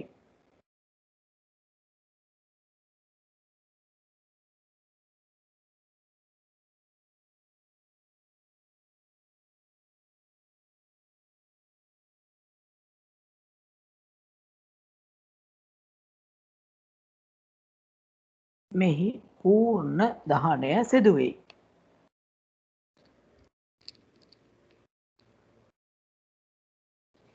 මතක තියාගන්න උෂ්ණත්වය වැඩිම වෙනවා ඒ අදෘශ්‍ය කලාපේ. ඒ නිල් පාට කොටසම බාහිරින් තියෙන ප්‍රදේශය තමයි අදෘශ්‍ය කලාපේ වෙන්නේ. ඒත් එක්ක මේ බන්සන් 1000කේ බලන්න එක යට හරි උපකරණයේ ලකුණු කරලා තියෙනවා කරවලල්ල කියලා කොටසක්. කියනවා ඇති මෙන්න මෙතන මේ කරවලල්ල කියලා ලකුණු කරලා තියෙන්නේ.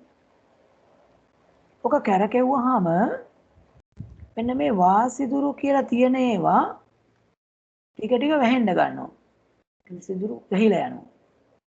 කරවලල්ල හැමීට කැරකෙව්වොත් දැල්ල කහ පාට වෙනවා. එහෙම වෙන්න හේතුව මොකද්ද?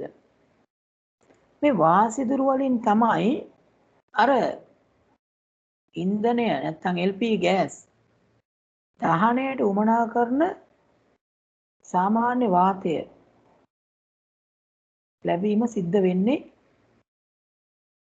එතකොට ඒකෙදී කරවලල්ල කරකවනකොට මේ වාසිදුරු වැසීමෙන් බාහිරින් අර ඉන්ධනයත් එක්ක සාමාන්‍ය වාතය ඔක්සිජන් සහිත සාමාන්‍ය වාතය ගැටීම අඩු වෙන්න ගන්නවා. එතකොට පූර්ණ දහනයක් වෙන්නේ නැතුව අර්ධ දහනයක් වෙන්න ගන්නවා. ඒ නිසා තමයි අර දැල්ල කහ පාටට හැරෙන්න පටන් ගන්නෙ. කියන්නේ ප්‍රමාණවත් තරම් ඔක්සිජන් නොලැබීම නිසා. අලුත් සුලක තරුවක් දාලා ලියමු. බන්සන් 1000කයේ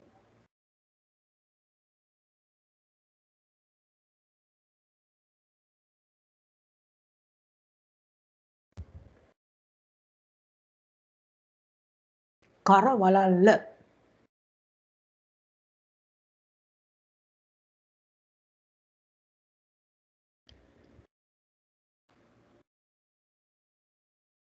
නැමැති කොටස බන්සන් 1000කයේ කරවලල්ල නැමැති කොටස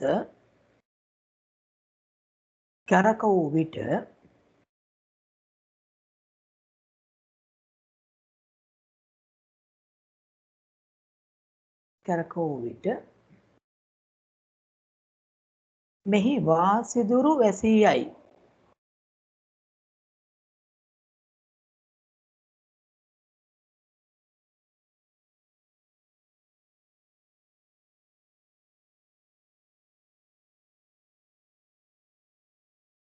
මෙහි වාසිදුරු වැසී යයි. එවිට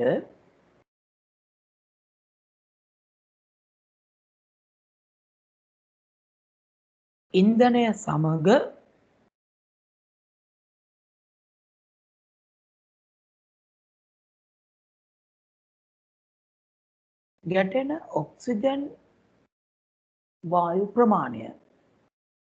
ගැටෙන ඔක්සිජන් වායු ප්‍රමාණය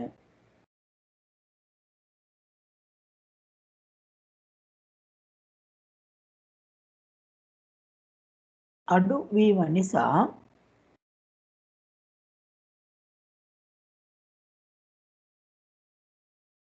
අර්ධ දහනයක් සිදුවේ.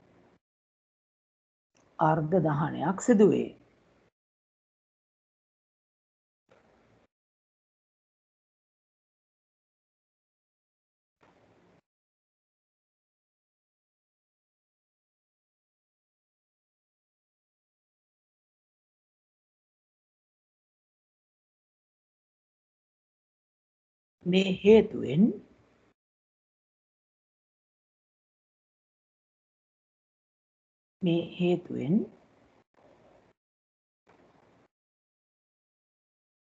දැල්ල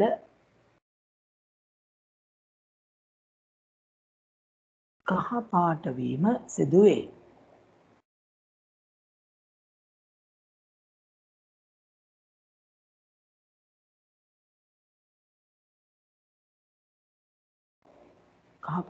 සිදුවේ.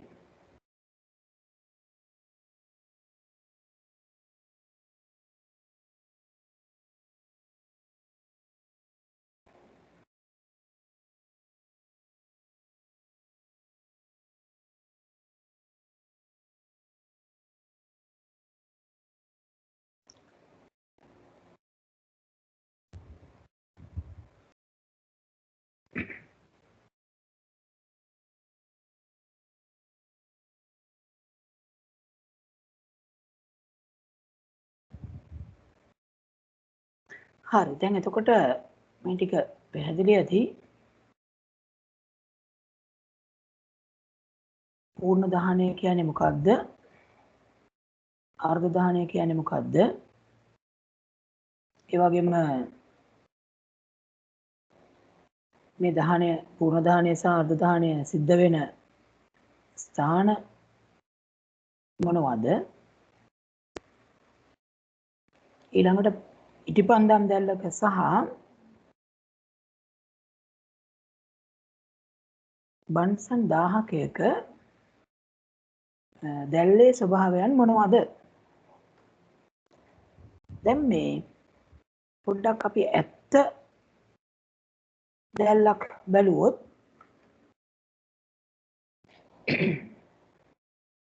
බලන්න මේ ඉටිපන්දම් දැල්ලක් ඇත්ත ඉටිපන්දම් දැල්ලක්. මෙන්න මේ විදිහට අපිට කලාව අඳුර ගන්න පුළුවන්.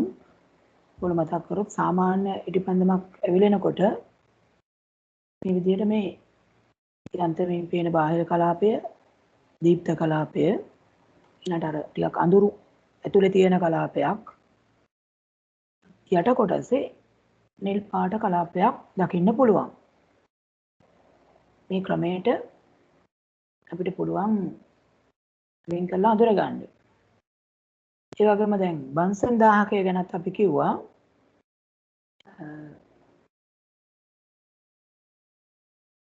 මේ කලාප ටික වෙන් කරගත්තොත් මේ තියෙන අර පූර්ණ දහනය සහ අර්ධ දහනය අතර වෙනස්කම් අපි ලිව්වා කලින්. මේ තියෙන ඉටිපන්දම් දැල්ල ඒ කලාප ටික. ඊට පස්සේ මේ කලාප කීපයක් ගැන තියෙනවා මේ අදීප්ත කලාපය ඇතුළෙන්ම තියෙන කලාපය. ඒකේ ඉටි වාෂ්ප තමයි අන්තර්ගත වෙන්නේ කිව්වා. උෂ්ණත්වය අනෙක් කලාප වලට සාපේක්ෂව අඩුයි. මේ ඇතුළෙම තියෙන කලාපේ. දීප්ත කලාපය තමයි ආලෝකමත්ව අපිට පේන්නේ.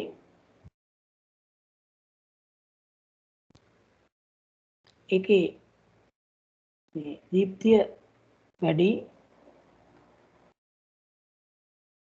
දීප්ත කලාපය කියලා හඳුන්වන්නේ. ඒකට හේතුව තමයි මේ දීප්තිමත් බවට දහනය නොවිච්ච කාබන් අංශු, අර ඉතුරු වෙච්ච කාබන් අංශු ගිනියම් වෙලා කහ පාට ආලෝකයක් නිකුත් කරනවා. ඒ නිසා තමයි අර කහ පාටක් වෙන්නේ. ඒතර අඳුරු අදීප්ත කලාපයට වඩා මේ දීප්ත කලාපේ උෂ්ණත්වය වැඩි. ඊට පස්සේ බාහිර කලාපය එතෙන්දි මේ අර යට තියෙනවනේ නිල් පාටට කොටසක්, ඒකම තමයි උඩ කොටසදී අපිට හරියට පේන්නේ නැතුව අදෘශ්‍ය කලාපයේ විදිහට තියෙන්නේ. ඉතින් බාහිර කලාපය කිව්වහම අර නිල් පාට කලාපයත් අයිති වෙනවා. ඒ කොටසේ තමයි ඉහළම උෂ්ණත්වය තියෙන්නේ. ඊට පස්සේ අපි බන්සන් 1000කයක දැල්ල ගැන කිව්වා. ඒක එතකොට කලාප ටික අපි නම් කරගත්තනේ ඇඳලා. මේ තියෙන්නේ ඇත්ත මේ බන්සන් 1000කයක මූලික කොටස්, බන්සන් 1000කේ කොටස්. කඳ කියලා කොටසක් තියෙනවා, සිදුරු තියෙනවා, වායු නලය තියෙනවා, පාදය කියන කොටස දකින්න පුළුවන්. මේ තියෙන්නේ කලාප ටික. දැල්ල විතරක් ගත්තාම බාහිරින් තියෙනවා අදෘශ්‍ය කලාපය. ඒතර ලානිල් කලාපය ඊට ඇතුලෙන් තියෙන්නේ. ඊට ඇතුලෙන් තද නිල් කලාපය. ඊට පස්සේ ඇතුලෙම අදීප්ත කලාපය, අඳුරු කලාපය. දැන් දහනයක් වෙනකොට අර දැල්ලේ වර්ණය වෙනස් වෙන්නේ මේ දැල්ලට ලැබෙන, දහනයට ලැබෙන ඔක්සිජන් වායු ප්‍රමාණය අනුව. හරි, මේක පොඩ්ඩක් හොඳට බලන්න. නොදැවුණු වායුව තියෙන අදීප්ත කලාපය, ඊට පස්සේ ඊට පිටතින් තියෙනවා තද නිල්. ඒ හරියට ඊට බාහිරින් තියෙන කොටසට වඩා ඔක්සිජන් අඩුවෙන් ලැබෙන්නේ. ලානිල් පාට කොටස පිටතම තියෙන කොටසට වඩා අඩුවෙන් ඔක්සිජන් ලැබෙන්නේ. හොඳටම ඔක්සිජන් ලැබෙන කොටස තමයි බාහිරම කොටස පූර්ණ දහනය සිද්ධ වෙනවා. ඒක එතකොට අර වර්ණයකුත් නැතුව අදෘශ්‍ය විදිහට දකින්නේ යන්තමින් අපහැදිලි කලාපයක් විදිහට. ඊට පස්සේ අපි අනුමාත්‍රිකාවක් විදිහට ලියමු ලෝහ මලින වීම කියලා. ලෝහ මලින වීම. ලෝහ මලින වීම.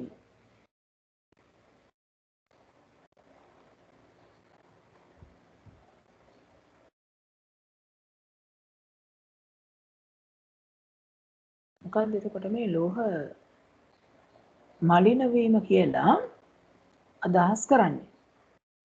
දැන් යම්කිසි මේ ලෝහයක පෘෂ්ඨයේ මතු පිට දිස්නය අඩු වී යාම තමයි ලෝහ මලින වීම විදියට හඳුන්වන්නේ. අපි දන්නවා ලෝහවල අලුත් පිට දිස්නයක් තියෙනවා. ඒ වම් පැත්තේ පේන රූපේ.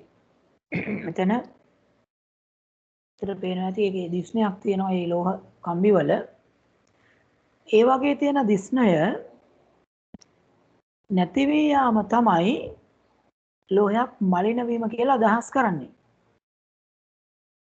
අනුමාත්‍රිකාවක් විදියට ලියමු ලෝහ මලින වීම. ලෝහ මලින වීම.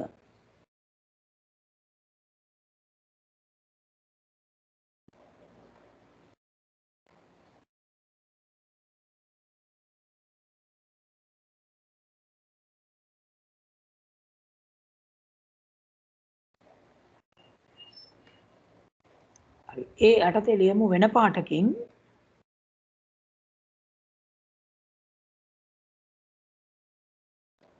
ලෝහයක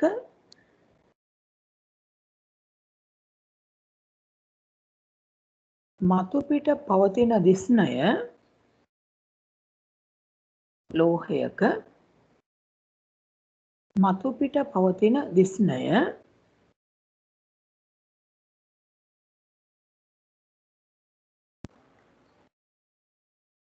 අඩු වී යාම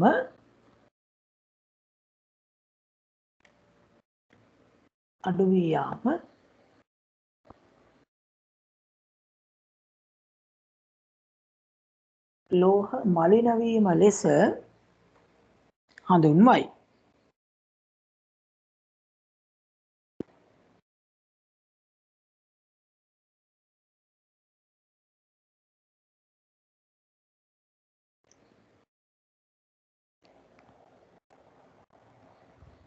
ලෝහ මලින වීම ලෙස හඳුන්වයි.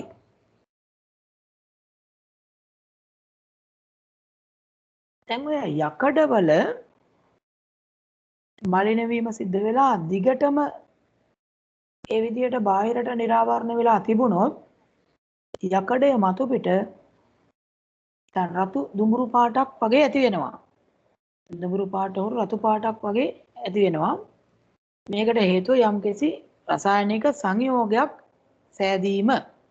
යකඩ ඔක්සිජන් වායුවත් ජල වාෂ්පත් එක්ක එකතු වෙලා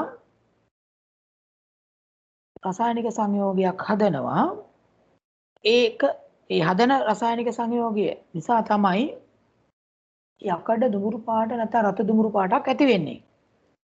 සාමාන්‍යයෙන් අපි ඔකට කියන්නේ මලකඩ එහෙම නැත්නම් යකඩ මල කියලා. යකඩ මලකඩ බැඳීම විදිහට හඳුන්වන්නේ අර මලින වීමෙන් පස්සේ දිගටම මේ ක්‍රියාවලිය සිද්ධ වෙලා යකඩයේ මතු පිට අර රතු දුඹුරු පාට සංයෝගයක් සෑදීම. වෙනම රූලක ලියමු යකඩ මලින වීමත් සමග පේනවා ඇති අර පල්ලෙහා දකුණු පැත්තේ තියෙන රූපේ මේ යකඩ ඇන මේ මලකඩ කෑම සිද්ධ වෙලා තියෙනවා. යකඩ මලින වීම නිසා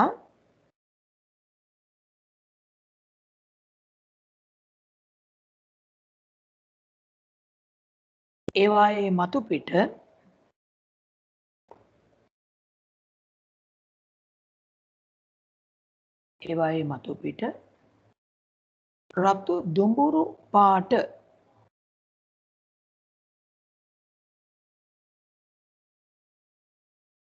සංයෝගයක් සෑදේ.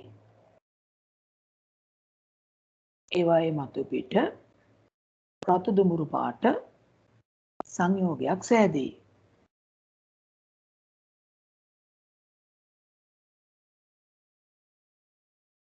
මෙම සංයෝගය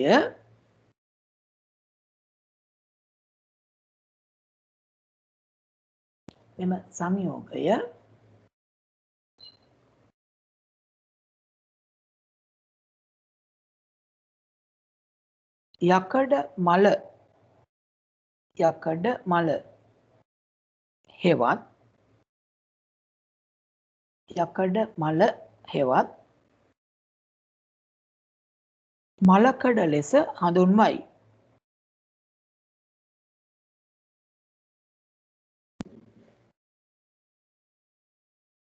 මලකඩ ලෙස හඳුන්වයි. දැන් විද්‍යාවේදී මේක අපි කියනවා යකඩ මල බැඳීම කියලා. එතකොට අර මලින වීම කියන්නේ දිස්නේ අඩුවීම. යකඩවල මේ දිස්නේ අඩුවීමත් එක්ක දුමුරු පාටක් එනවා. ඒකට හේතුව රතු දුමුරු පාට සංයෝගයක් යකඩ මතු පිට හැදෙන එක. ඒ හැදිච්ච සංයෝගය මලකඩ කියලා කියනවා. විද්‍යාවේදී මේකට කියනවා යකඩ මල බැඳීම කියලා. වෙනම වාක්‍යයක් විදිහට ලියමු. විද්‍යාවේදී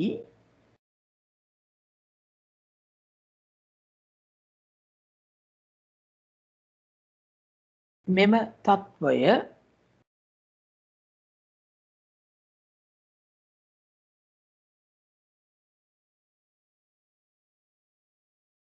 යකඩ මල බැඳීම ලෙස හඳුන්වයි.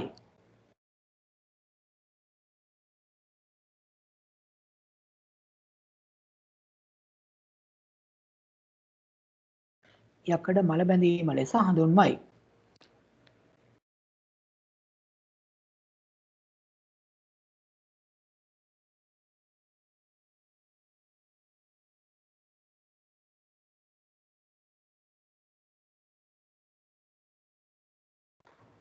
විද්‍යාවේදී මෙම තත්වය යකඩ මල බැඳීම ලෙස හඳුන්වයි. හොඳයි දැන් මල බැඳුණු යකඩයක් නැත්නම් මලකඩ කාපු යකඩයක් කොහොමද අපි අඳුරගන්නේ? යකඩයක් මලකඩ කෑවහම නැත්නම් මල බැඳුනහම මොනවද අපිට ඒක දැනගන්න අඳුරගන්න තියෙන ලක්ෂණ? වෙනම රූලක ලියමු. මල බැඳුණු යකඩයක ලක්ෂණ. මල බැඳුණු යකඩයක ලක්ෂණ.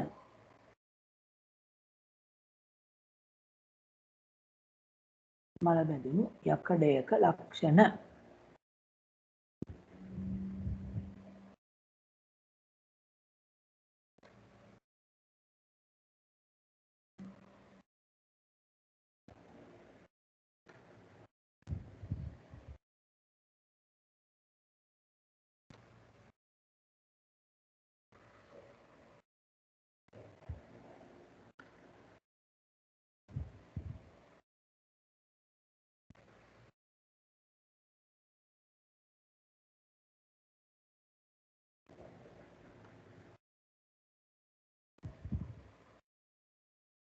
හරි.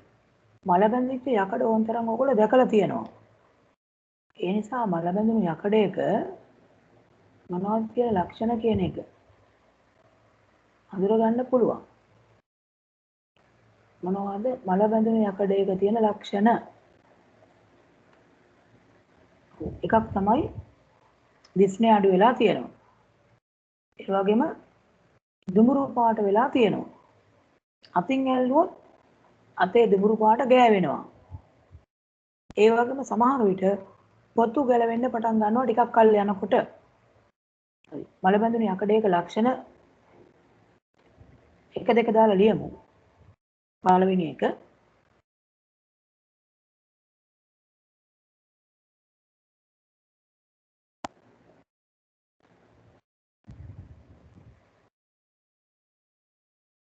දිස්නේ අඩු වී යාම.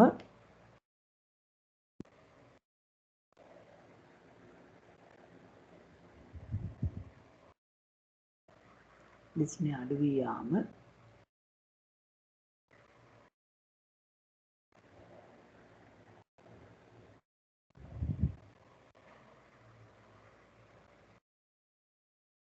දෙවැනි එක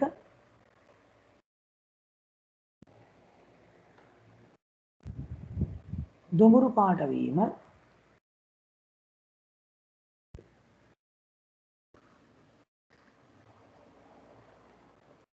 දුඹුරු පාට වීම.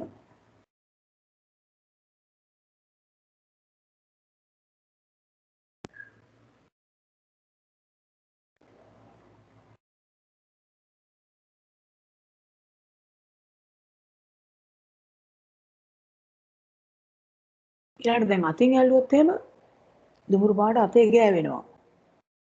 තුන්වෙනි විදිහට යන්න පුළුවන්. අතින් ඇල්ලුව විට දුඹුරු පාට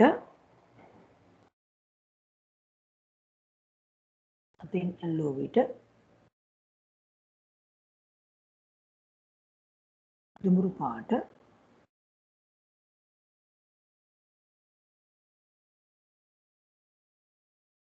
අතේ ගෑවීම. අතින් ඇල්ලුව විට දුඹුරු පාට අතේ ගෑවීම. දැන් තව ටිකක් කල් ගත වෙනකොට යකඩයක් මලකට කාලා අපි දන්නවා ඒක දුඹුරු පාට වෙලා අතේ ගෑවෙන විතරක් නෙමෙයි.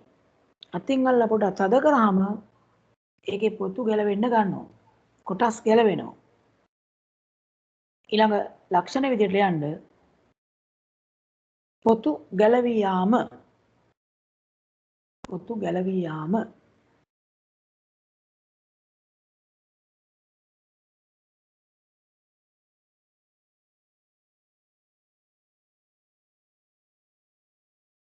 දැන් යකඩයක් එතකොට මේ මල බැඳීමත් එක්ක එහෙම ටික ටික ලෝහය ක්ෂය වීමක් වෙනවා. එනේ අර කැබලි ගැලවෙමින් අඩු වෙන්න පටන් ගන්නවා ටික ටික ලෝහ කැබලි. මේක සාමාන්‍යයෙන් කියනවා විද්‍යාවේදී විකාදනය කියලා. එනේ අර හැරිලා යනවා කොටස් ටික ටික රළු බවට පත් වෙනවා. ඒ රළු බවට පත්වීමත් ලක්ෂණයක් විදිහට ලියන්න පුළුවන්. ඊළඟ ලක්ෂණ විදිහට ලියමු. විකාදනය වීම නිසා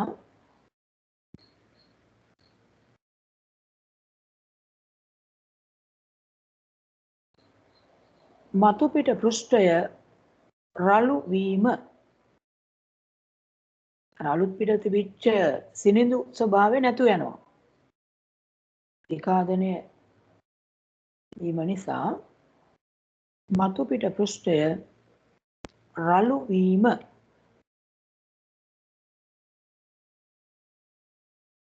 මේ එතකොට මල බැඳීමත් එක්ක යකඩයක සිද්ධ වෙන වෙනස් වීම විදියට හඳුන්වන්න පුළුවන්. ඒකට පැහැදිලි ඇති මොනවද මේ මල බැඳුණු යකඩයක ලක්ෂණ කියලා. ඒ ලක්ෂණ මතක තියාගන්න අහන්න පුළුවන් ප්‍රශ්නයකදී මල බැඳුණු යකඩයක ලක්ෂණ මොනවද කියලා.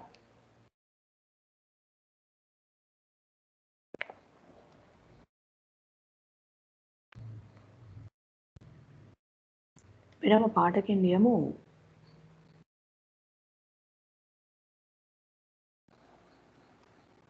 යකඩයක්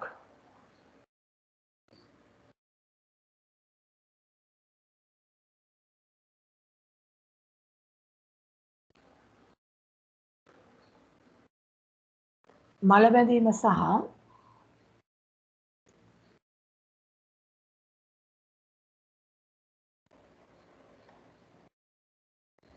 ක්‍රමයෙන් මතු පිට පෘෂ්ඨය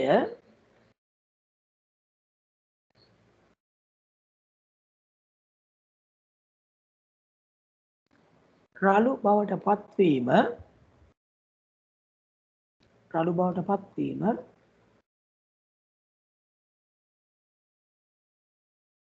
විකාදනය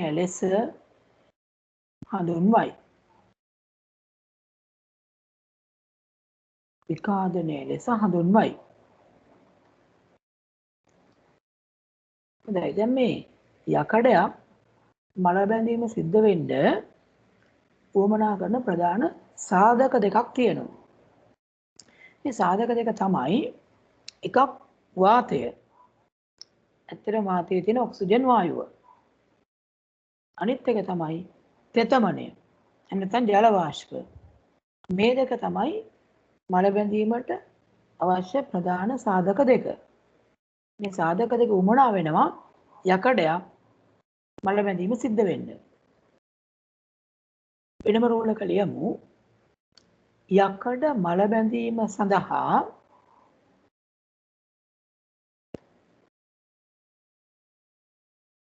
යකඩ මල බැඳීම සඳහා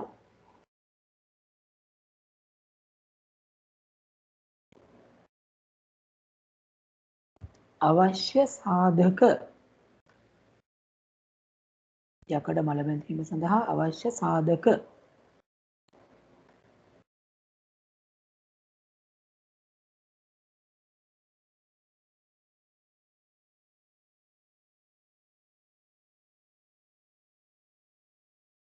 ඒකේ තරු දාලා ලියමු පල්ලෙහාට එක තරුවක් දාලා ලියන්න වාතය ඒතර වාතය කියලා කිව්වට වාතයේ තියෙන ඔක්සිජන් වායුව තමයි උදව් කරගන්නේ වාතය කියලා ලියලා පොඩි ඉරි කෑල්ලක් ගහලා ඔක්සිජන් වායුව එක සාධකයක් මේ ඔක්සිජන් වායුව කියන එක නැත්නම් වාතය දෙවැනි එක තෙතමනය නැත්නම් ජල වාෂ්ප තෙතමනය ඒකේ ඉරි කෑල්ලක් ගහලා ජල වාෂ්ප මේ සාධක දෙක තමයි ප්‍රධාන සාධක වෙන්නේ. දැන් මේ සාධක උමනාද කියලා අපිට සරල ක්‍රියාකාරකම් මගින් බලන්න පුළුවන්. වෙනම ලියමු අනුමාත්‍රකාවක් වගේ යකඩ මල බැඳීම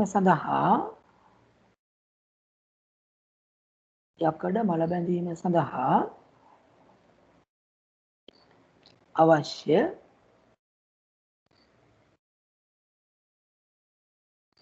යකඩ මල බැඳීම සඳහා අවශ්‍ය සාධක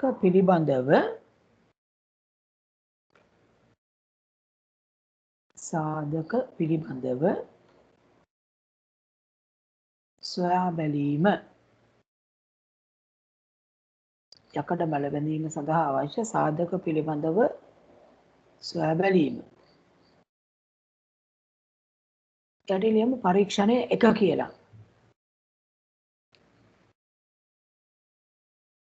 හරි පොඩ්ඩක් බලන්න මේ දීලා තියෙන ක්‍රියාකාරකමේ මොනවද මේ උපකරණ සහ උපකරණ ඇතුලේ තියෙන්නේ කියලා. හරි මේ පරීක්ෂණයේදී කරන්නේ මෙහෙමයි. විද්‍යාගාරයේ තියෙන පරීක්ෂණ නල 3ක් නැත්නම් කැකෑරුම් නල 3ක් අරගන්න. වීදුරු කැකෑරුම් නල. ඒ තුන ABC කියලා නම් කරගෙන එකකට දානවා පැහැෙනකම් රත් කරපු ඉස්සෙල්ලම මේකේ පුළුවන් අපිට අර හැම නලයටම මුලින්ම වැලි කඩදාසියකින් පිරිසිදු කරලා කියන්නේ අතුල්ලලා පිරිසිදු කරගත්ත එන දෙක ගානේ දානවා හැම නලයකටම. මේකේ මතක තියාගන්න අලුත්ම යකඩ එන ගත්තත් වැලි කඩදාසියකින් පිරිමැදලා තමයි පරීක්ෂණයට ගන්නෙ. ඒකට හේතුව තමයි ඔය ගොඩක් ඇනවල මේ මතු පිට ආලේපයක් දාලා ආලේප කරලා තියෙනවා මල බැඳීම වළක්වන යම් යම් රසායනික ද්‍රව්‍ය. අන්න ඒක ඉවත් කරගන්න ඕන මේ පරීක්ෂණයේදී. ඒ නිසා අලුත්ම යකඩ එන ගත්තත් වැලි කඩදාසියකින් පිරිමැද්දාම මේ මතු පිට ආවරණ ඉවත් වෙනවා. එහෙම ඇන දෙක බැගින් දානවා. පළවෙනි A කියන නලයට පැහැෙනකම් නටවපු ජලය දානවා යම් උසකට. ඊට පස්සේ ඒකට උඩින් පොල් තෙල් තට්ටුවක් දානවා. පොල් තෙල් ටිකක් දාපුවාම කොහොමත් ඒක තට්ටුවක් විදියට උඩ පාවෙනවා. ඊළඟට B කියන දෙවෙනි නලය ඒකට ගන්නේ ඇල් වතුර. අර උණු වතුර ගත්ත පරිමාවම ගන්නවා. ඒ උසටම උණු වතුර ඇත්ත උසටම ඇල් වතුර දාලා ඒක උඩිනුත් පොල් තෙල් තට්ටුවක් දානවා. C කියන නලයට ඇල් වතුර ගන්නේ අර ප්‍රමාණයෙම වතුර ගන්නවා. ඒකට ඇල් වතුර විතරක් දානවා. මේ විදිහට ඇටවුම් තුන හදලා මේක නිදහසේ නිශ්චලව තියෙන්න පුළුවන් තැනක තියලා දිනපතා මේක නිරීක්ෂණය කරනවා. දින කීපයක් මේක බලන්න ඕන. සාමාන්‍යයෙන් දින 5ක් 6ක් විතර නිරීක්ෂණය කරන්න ඕන. දිනපතා නිරීක්ෂණ ලියා ගන්නවා අපි. A වල මොනවද? නිරීක්ෂණ B වල මොනවද? C වල මොනවද කියලා. හරි. පරීක්ෂණය කියලා එක කියලා ලිව්වනේ. ඒකට ලියන්න පහත ආකාරයට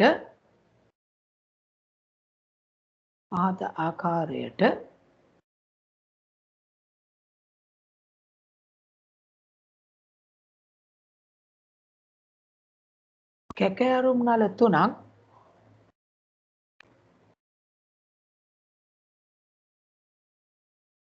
සකස් කර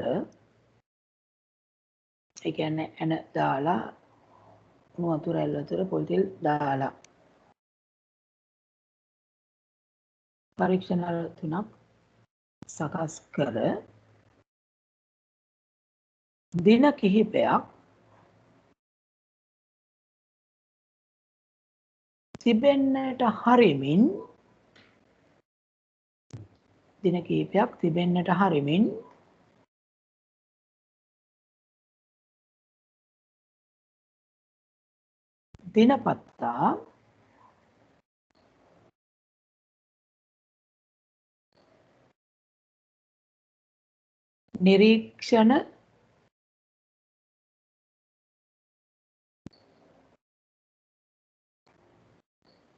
දිනපතා නිරීක්ෂණ සටහන් කරගනු ලැබේ.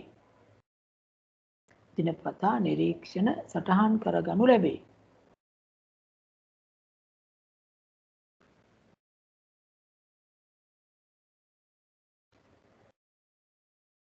හරි දැන් මේ රූපය අඳින්න එතන පොඩ්ඩක් ඉඩක් තියන්නකෝ. රූල් 7ක් 8ක් විතර ඉඩක් තියන්න. ඉස්සෙල්ලා අහගන්න. දැන් මේ උපකරණ ටික හදලා දිනපතා නිරීක්ෂණය කරනකොට අපිට නිරීක්ෂණ ටිකක් දකින්න පුළුවන්. මේව දිනපතා බලනකොට අපිට පේන දේ තමයි B කියන නලයේත් C කියන නලයේත් මුලින්ම මේ යකඩ ඇන දුඹුරු පාට වෙලා මල බැඳීම ආරම්භ වෙනවා. මුලින්ම එතකොට B සහ C වල යකඩ ඇන මල බැඳිලා තියෙනවා. ඒ කියන්නේ මල බැඳින්න පටන් අරන් තියෙනවා. දැන් දිනපතා දිගටම නිරීක්ෂණය කරනවනේ. ඊට පස්සේ පේන දේ තමයි දින කීපයක් ගියාට පස්සේ B වල තියෙන යකඩ ඇන එතනින් එහාට මල බැඳීමක් වෙන්නේ නැහැ.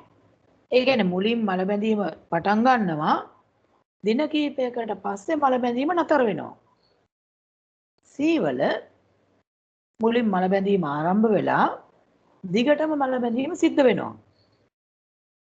A වල මුලින් මල බැඳීමක් වෙන්නේත් නැහැ, අතරමැද වෙන්නේත් නැහැ.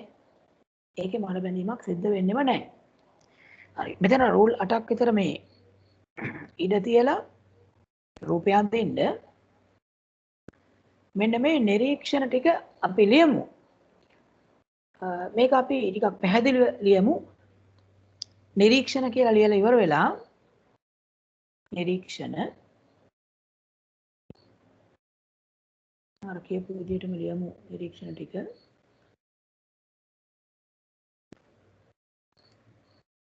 තරු දාලා ලියමු. මුලින්ම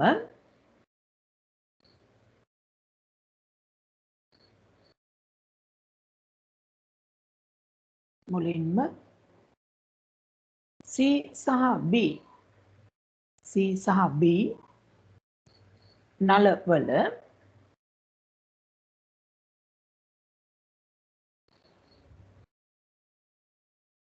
යකඩ ඇන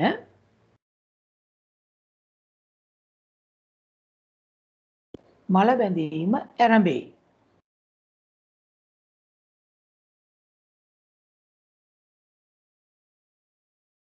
බීසාසී නිකන් සීසාබී නලවල යකඩ ඇන මල බැඳීම ආරම්භේ.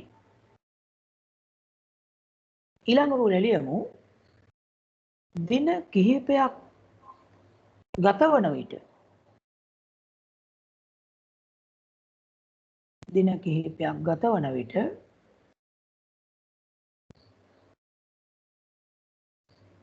B වල ඇන B වල ඇන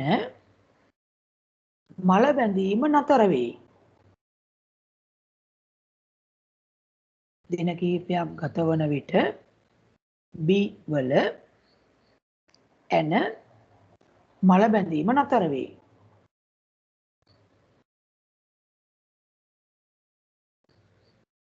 ඒකෙම ලියාගෙන යන්න. C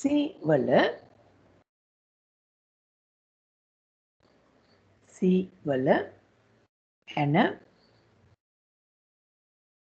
දිගටම මල බැඳේ. C වල ඇන දිගටම මල බැඳේ.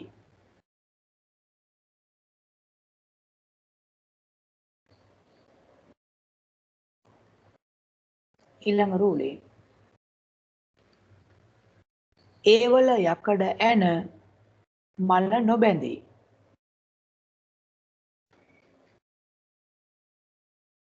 ඒ වල යකඩ ඇන මල නොබැඳේ. ඔය නිරීක්ෂණ ටික තමයි අපිට දකින්න පුළුවන්. මේ ඉඩ තිබ්බ තැන මේ රූප සටහන ඔයගොල්ලන්ගේ පොතේ 117 වෙනි පිටුවේ පළවෙනි පොතේ 117 පිටුවේ තියෙනවා. ඒතර ඒ රූපේ එතන අඳින්න ඒක ඇඳලා ඊළඟ සතියේ සම්බන්ධ වෙනකොට ඒ රූප සටහන සම්පූර්ණ කරලා තියන්න. ඊට පස්සේ අපි ලබන සතියේ කතා කරමු. ඇයි මේ කියන නිරීක්ෂණ ලැබුණේ කියන එක, කොහොමද මේ නිරීක්ෂණ ලැබෙන්නේ කියන එක. ඔය ටික කළා අදට අපි ඉවර කරමු.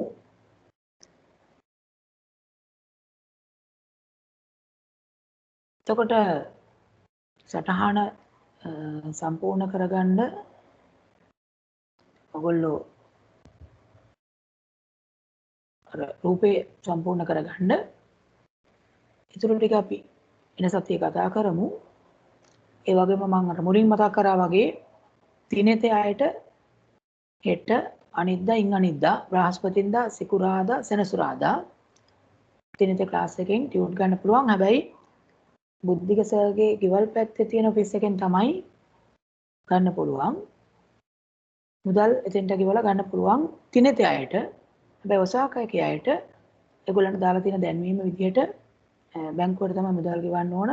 ඒ ගෙවලා ඒ තියෙන පිළිවෙලට කටයුතු ටික කරන්න. ඕගොල්ලන්ට දාලා තියෙන දිනවලදී ටියුට් ගන්න පුළුවන්.